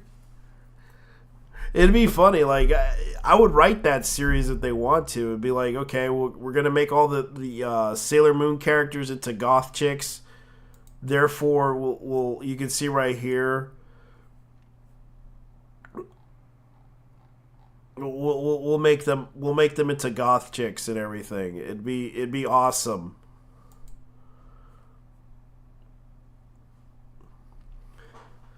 Like they have to fight the forces of light who are trying to destroy the world.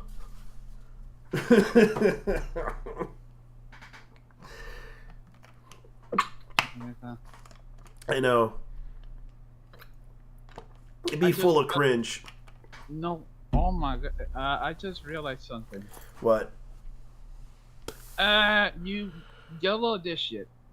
What? Do you have any idea how many Sipcos Puerto Rico has? How bad? How many Sipcos Puerto Rico has? Sipcos? Yeah, Sipcos. Probably about 3 or 4 or 5, because I know they're all in provinces. More than that. According to a page, 176. 176? Yeah. Wow. Yeah. So that's basically, besides the additional ones, besides the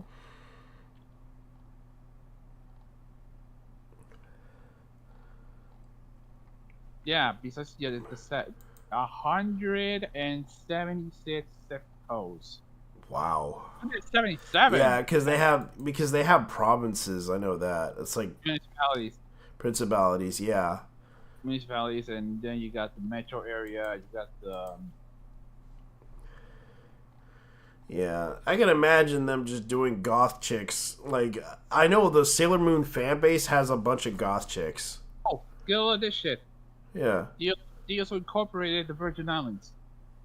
Oh, really? Yeah, because it's quite nearby to, like, about 100 miles, I believe. Yeah. Yeah, they use them too. Yeah, because I know the Virgin Isles comes to us too. Whenever they need flights to their island. And you can tell, like, there's so many freaking, like, they should have goth chicks. And I can imagine someone making a goth chick version of Sailor Moon. It'd be, I would read that just for the lulz.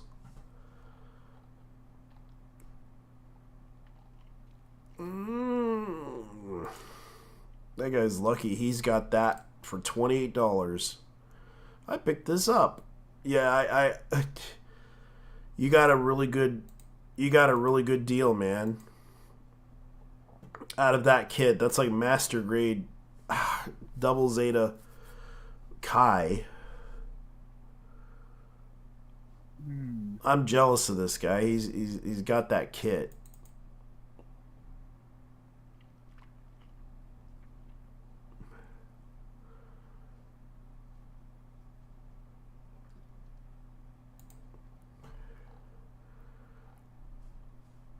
$28. Yeah, so the guy said he apparently I had store credit and got it a huge discount for $60 off.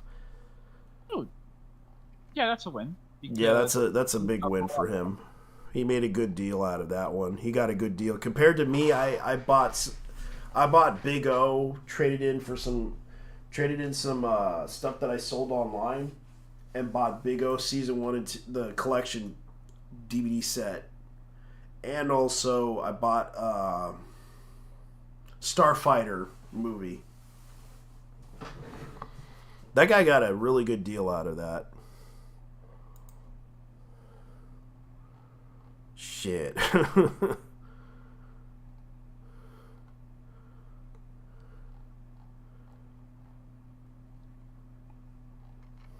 Alright, Adobe Lightroom. Adobe Lightroom. Classic. Yeah, go to Anime Corner. I'm gonna go to Anime Corner to see what's going on.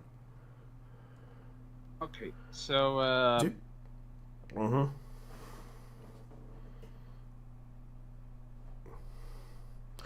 Oh, Satoshi Atika. Oh, that's sad. He had a battle with illness from this year. I didn't know he died. The director, yeah. The animated director, known for his work on Attack on Titan, passed away on December 30th. That's sad. Yeah, all thanks to the source Anime Corner. In addition to Attack on Titan story, he did He did storyboards, key animation, was an animation director for some episodes for years. I recently worked on Jigokuro, Hell's Paradise, Spy Family, the newest Maria Okora's movie,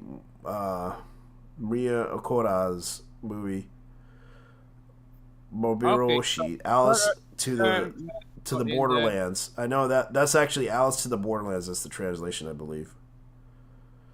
For which he was the animation director. Storyboards, titles such as Do It Yourself, Ghost Hunt, A Certain Magical Index, Sephiroth of the End, Rage of Bahamut, Genesis, and Berserk, Golden Age Arc movie trilogy. He started his career in key animator for the Mobile Suit Gundam Zeta anime series in 1980s.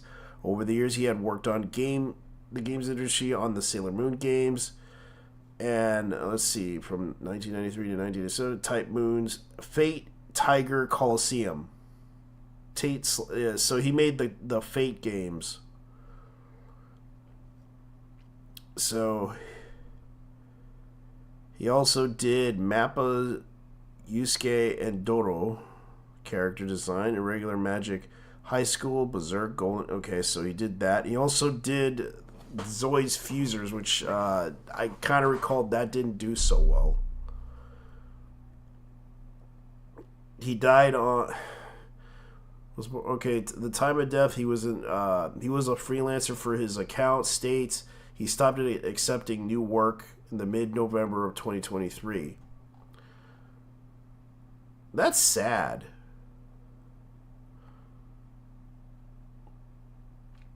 That is sad. I mean, the series is done, so this does not.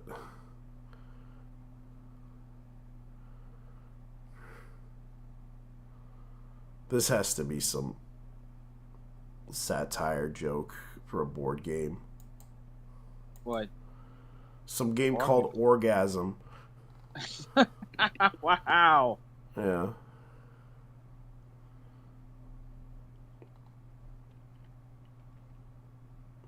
A Certain Magical Index, which I did like Certain Magical Index. That's actually a really good anime series, but sadly, no one liked that anime for some weird reason. It's the fan base, mostly. Yeah, because most of them liked... most people liked, whatchamacallit, the Scientific Magical... What was that other one? Yeah, also... Sword Magical Ray Gun. Yeah, which is the one they liked the most. They didn't like that one because they felt like he was kind of not really a part of this the series, but because it was just a spin-off series. But they actually had like 3 or 4 seasons, I believe.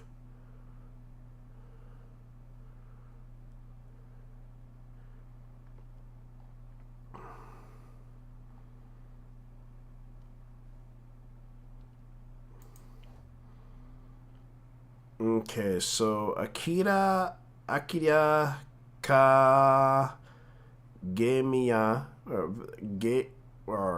Gaimiya. That's how you Kagamiya. Akari. Yeah, Kageyama. Akari Kageyama announces marriage to non-celebrity partner. Never heard that, honestly. Let's see. Voice actress. Akari Kageyama announces her marriage partner she's been dating for some time, announced it was delivered throughout handwritten statements on her official former Twitter account. Kageyama mentioned that her statement... Okay, so who is this person? Blah, blah, blah. Cool. Because this is her... Okay, so...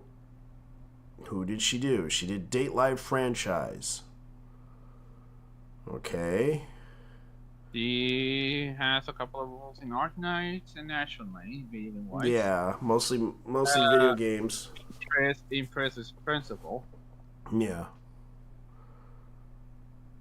How clumsy you were. Misueno. Yeah. Which are they're just... like... There we go. Yeah. No wonder I don't... Yeah, I never heard of her. That show.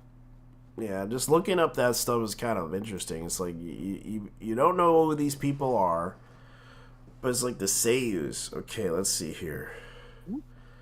Yeah. So, here's another one. Tell me... That... Sorry. Yeah, go ahead. I was gonna say that,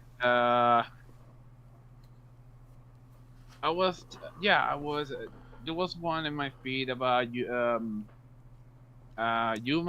Uchida. Yeah. Is getting married. The guy is Maya Uchida's brother, and also a voice actor.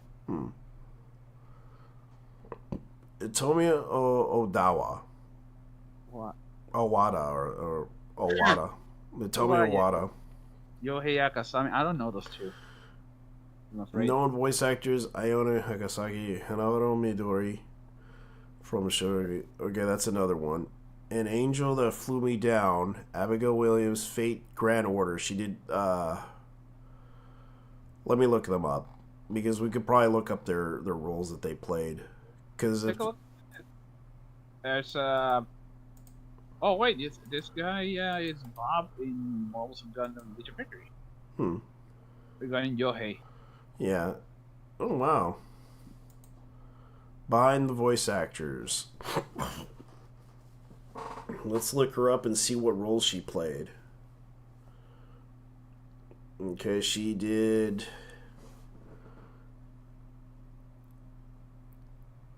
Let's see. She did that. Xenoblade Chronicles. She did the video game Anaya. She did Digimon Ghost voicing Bruh, she was in DQ. Holy shit. I know. I watched a little bit of that show. It was wild. Yeah. Sochi in a certain scientific railgun T. Oh, she did Tohoru's Lost World. And okay, video game wise, it says here. Yeah. We need Xenoblade Chronicles 3. Sochi in a certain magical index. Yeah. Yeah, wait, it says Sochita? No, it's not Sochita. It's not, from what I've been told, it's Sochi. The 12 arcs are silent. Yeah. She played 2 characters from that series. Bomber Girl in a video game. God Eater 3. She played the player female. That's actually pretty interesting. Like, she did all those... She did Xenoblade Chronicles 2 with Naya. Okay, Azura Lane, she did HMS Swiftsure. Free Timeless Melody, the Bond movie, which she was the announcer. Alice and Zoruko TV show. Let's see, what else did she do? Fate Grand Order Foreigner, Abigail Williams, from the video game. Oh yeah, my cousin plays that like crazy. He was actually playing it next to me on New Year's Eve. Yeah. And he got. Oh my god! Oh yeah, he how should I say this? He got, of all things, the current super rare on the banner. Yeah. I tried that one, but I ended up dropping it by episode 12. Yeah. So Hitomi Iwata actually is kind of huge by kind of okay in voice acting standards for her roles. This guy, let's see if I can remember him, because I do recall seeing him. Yohei Akasami. Let's see. Akasami. Okay. Yeah, he did Spriggan, the 2002 version. He did Mobile Suit Gundam. Asakami, my bad. Witch from Mercury. Yeah. So he actually did the Mobile Suit Gundam Witch from Mercury. Let me look. He played Guel Yetter. Yeah. He did. Charlotte Racing One Piece. Okay, he played let's see, he played Broly. Patano in Raidu. I did watch Raidu. And he played in Yakuza 0 as one of the additional voices. Let's see. Okay, he's Leak in Dragon Ball Super Broly. Yeah. He played in the Starfield. He also played one of the voices of the Starfield video game. Oh fuck. Yeah, I feel bad for him. No. Here's the thing, man. I'll be honest when I say everyone who was in Starfield. Well, let's just say that they got fucked over. Yeah. Okay, let's see. I'm looking at some animes here. He did Rugosuko. He did Beast Tamer. He did 7 Deadly Sins, The Grudge of Edinburgh Part 1. He did Sword Art Online movie Progressive. He did Bocce the Rock as one of the Bandman voices. Let's see, what else did he do? He did Digimon Survivor, Parallel World Pharmacy. Let's see, 22 episodes, Aquatrope of White Sand. Oh, yeah. Like, he only did, like, a couple episodes of it. Like, okay, so he did 25 episodes of Kuro... it was in Nagetsuko. Yeah. Kuro Mukuro, which is like a mecha anime, which I couldn't get into that anime. It was the weirdest anime I ever seen.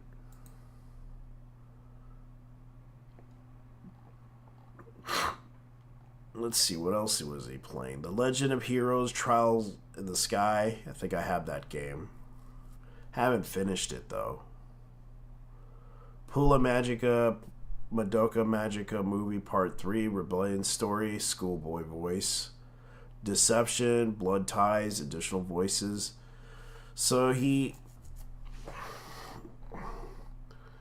So he played. Let's see. He was in Dark Gathering. Ghouls. Yeah, he played that character.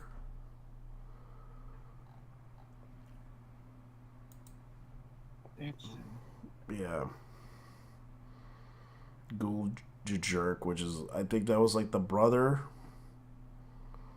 from Mobile Suit Gundam Witch from Mercury.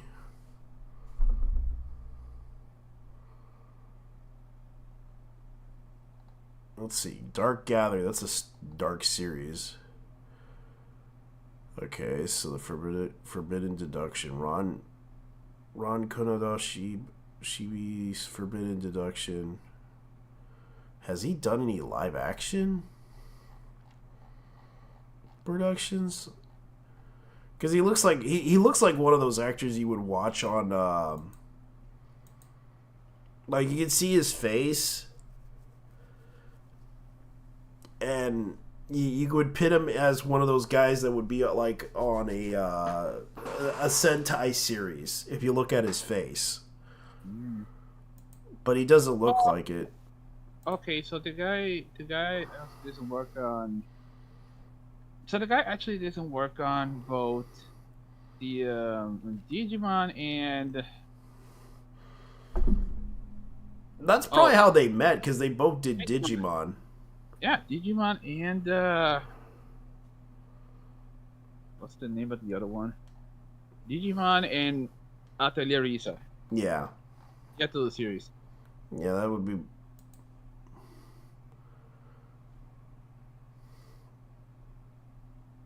Okay.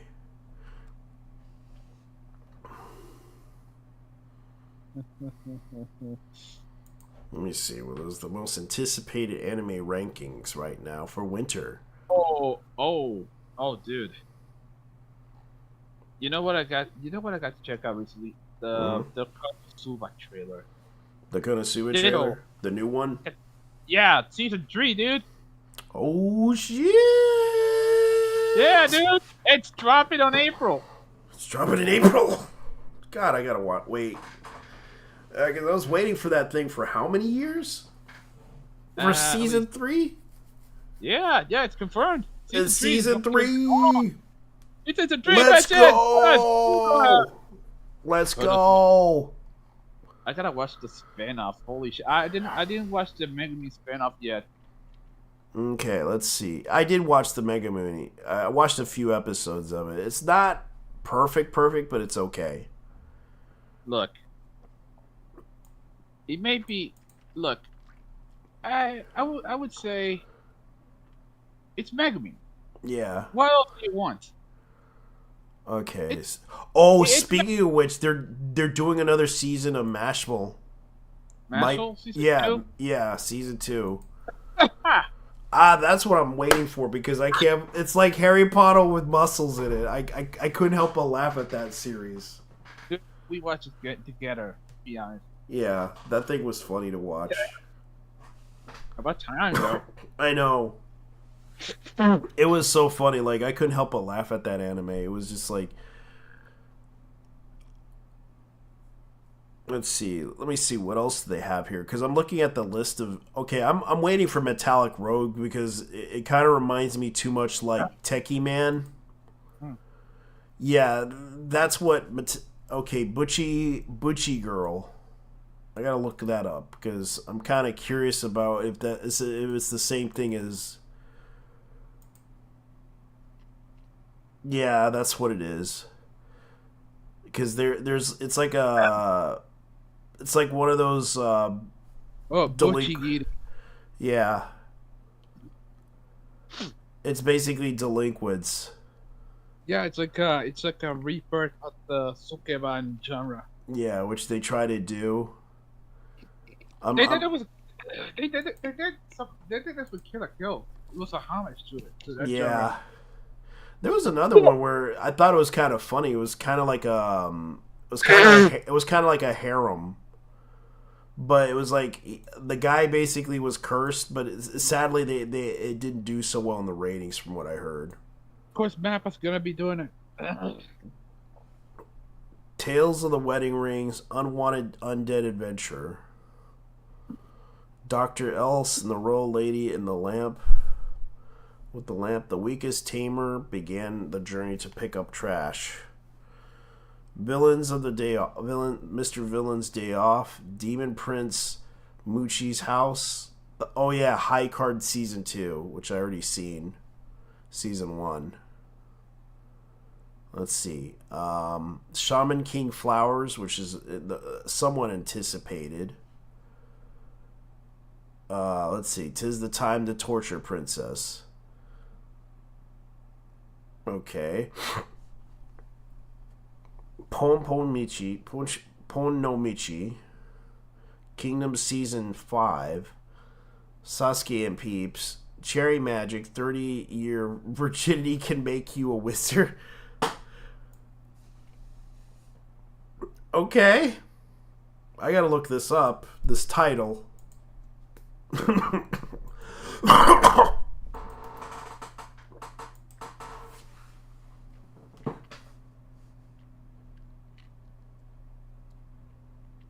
It does exist. It's a Yao comedy.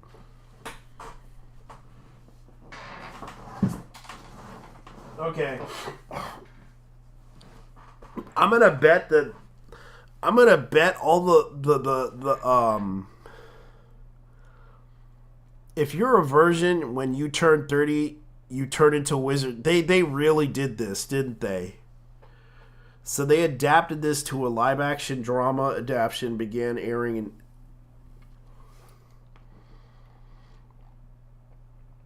And yes, they do have an anime. They do have the live-action adaptation on YouTube. Oh my god.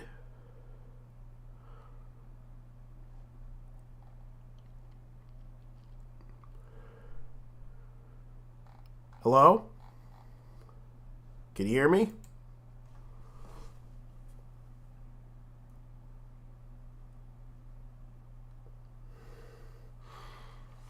Oh boy. Sin Duality Noir Part 2, which is based on that PlayStation game that hasn't been released yet. Delusional Monthly Magazine. Fire Hunter Season 2. Bang Brave, Bang Braverin. I know what that is. That's the mecha anime they were talking about. I did see the mecha designs that they were doing, and these are badass mecha designs. Like, they're not holding back.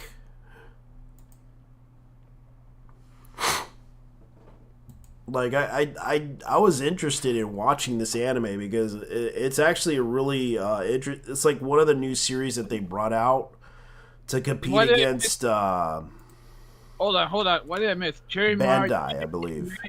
And this is by Psy Games. They're trying to compete against Bandai with their overhyped stuff. Hold on. This is kind of an original Japanese mecha television produced by Psy Games, animated by Psy Games Pictures, directed by Masamura Oba, which you may know him for his work on Special Armored Battalion Dovak, which I actually have the Blu-ray of. And Transformers, which he had done work for that when he was at a young age.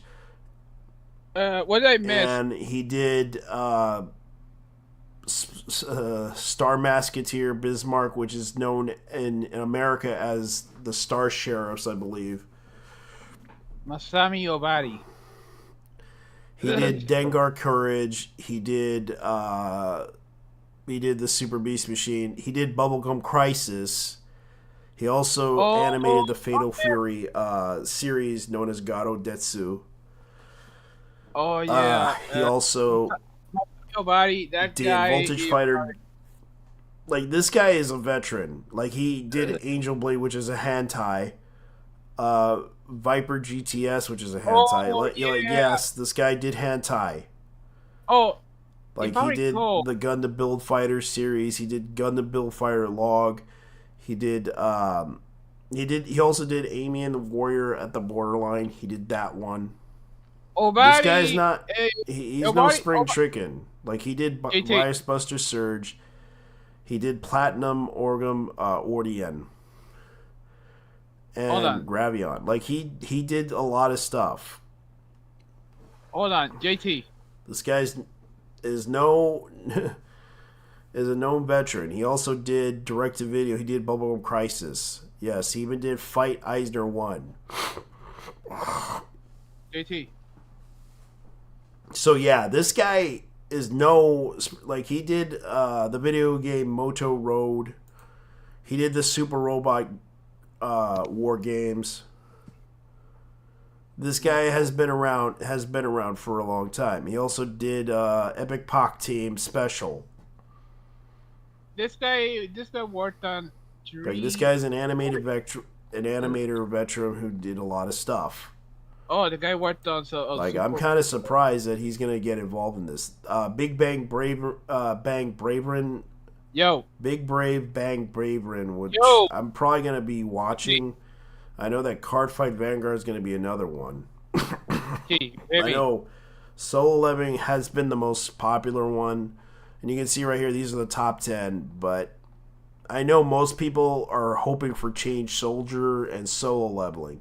Those are the two, and also MASH, Magical, and Muscles, another one that I like. I know Tetsumuji Moonlit Fantasy Season 2.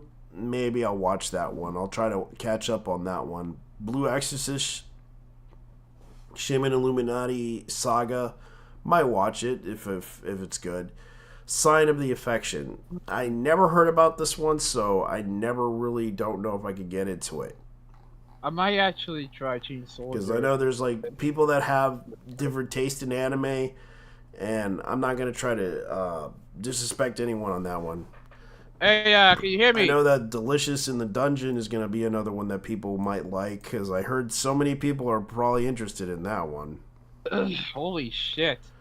And there's also Banished from the Heroes Party, Decided to Live a Quiet Life in the Country side Season 2. So what do you think, man? Can you hear me? Can you hear me? JT? We have an issue. Follow. Dude, it seems I'm having an issue. Wishing them the best of luck, and congratulations to all the people who got married.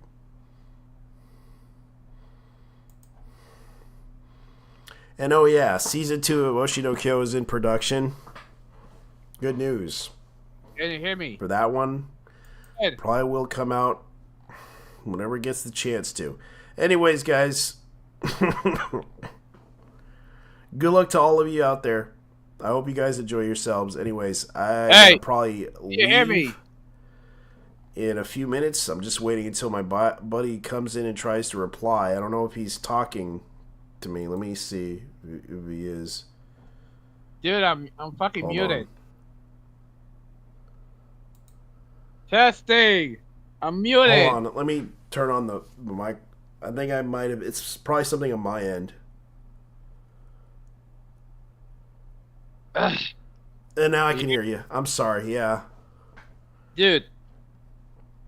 I might have hit the volume thing on the wrong way. I apologize. Yeah. I thought the mic was fucked. No, it wasn't your end. It was my end. It's just I accidentally hit the volume the wrong way. What's this? Oshinoko giveaway. Yeah, it's on their Twitter.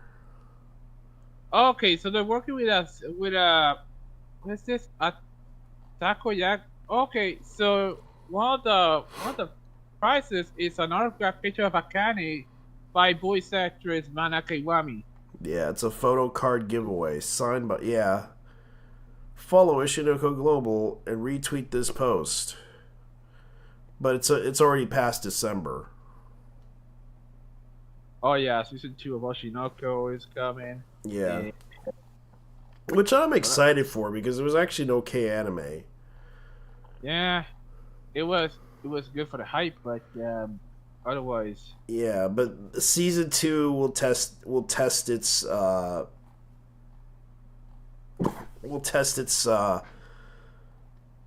Staying power.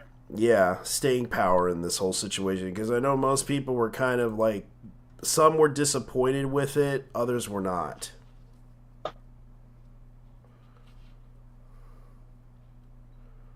Okay, so we have.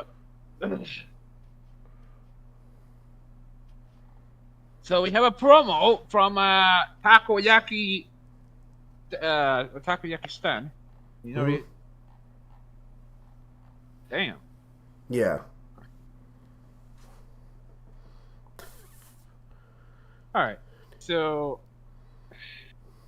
Oh, let me guess. It's a VTuber that looks like Betty Boop. Yeah.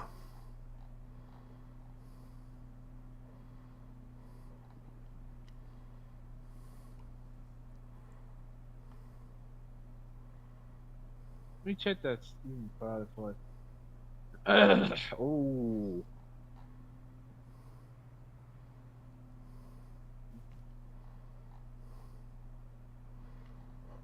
Probably not see it. Yeah. Ria Tanaka's birthday. What else have we got?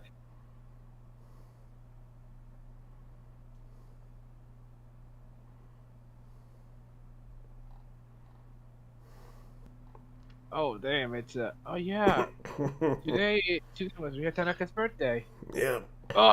Most innovative gameplay on the Steam Awards, and it goes to Starfield. Yep. You can tell that Bethesda paid Steam for this one. Yep. That's Stalker 2. That's the Dewey. Yes, I remember. Oh yeah, there's more previews of the Gridman stuff. Guess Gridman next mission is meant to be Gridman with Akane as his host.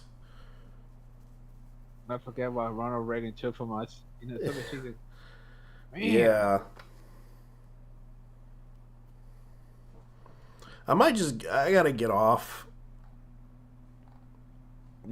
But as far as I know, this is pretty much what we are. If I got more material, let me see if we can get more material. Hold up, Akane. Oh, Gridman with Akane as his host. Yeah. Oh, this is okay. So we got Akane from Gridman actually making a comeback. Yeah. Well, reform at that. Holy shit! The fucking Burger King had a rear. Mm-hmm. Oh, dude, show me that one with the guys from Gundam and the Mickey. The guys from Gundam and the Mickey? Yeah, the Mickey portrait. Yeah, you passed it like a long time ago. Sorry about that. Let me check.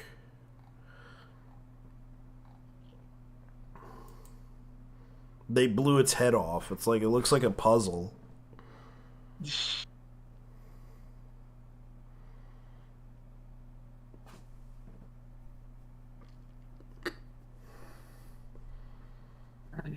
It's now in the public domain, guys. Now we can make fun of... Oh, come on. We've been making fun of Mickey for a long ass time. Haha! We did it, guys. We did it. Hold on. Eddie Bausa. Who is that? Eddie Bausa. That's the voice actor. Bausa. Yeah. Yeah. Holy shit. This is beautiful. The rat is dead. Yep.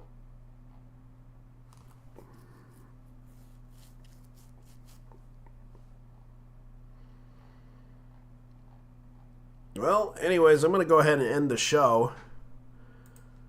Good night, everybody. We It's rest better. Yeah. We're going to get out of here. We're going to go... I'll talk to you about the whole thing privately. Okay. Yeah. I'm going to go ahead and do something about it, because I know that most people are a little bit probably disappointed by it. Let's go ahead and get out of here. Let me see. Hold on. Let's get out of here. Let's get out of here. Let's go. Yeah.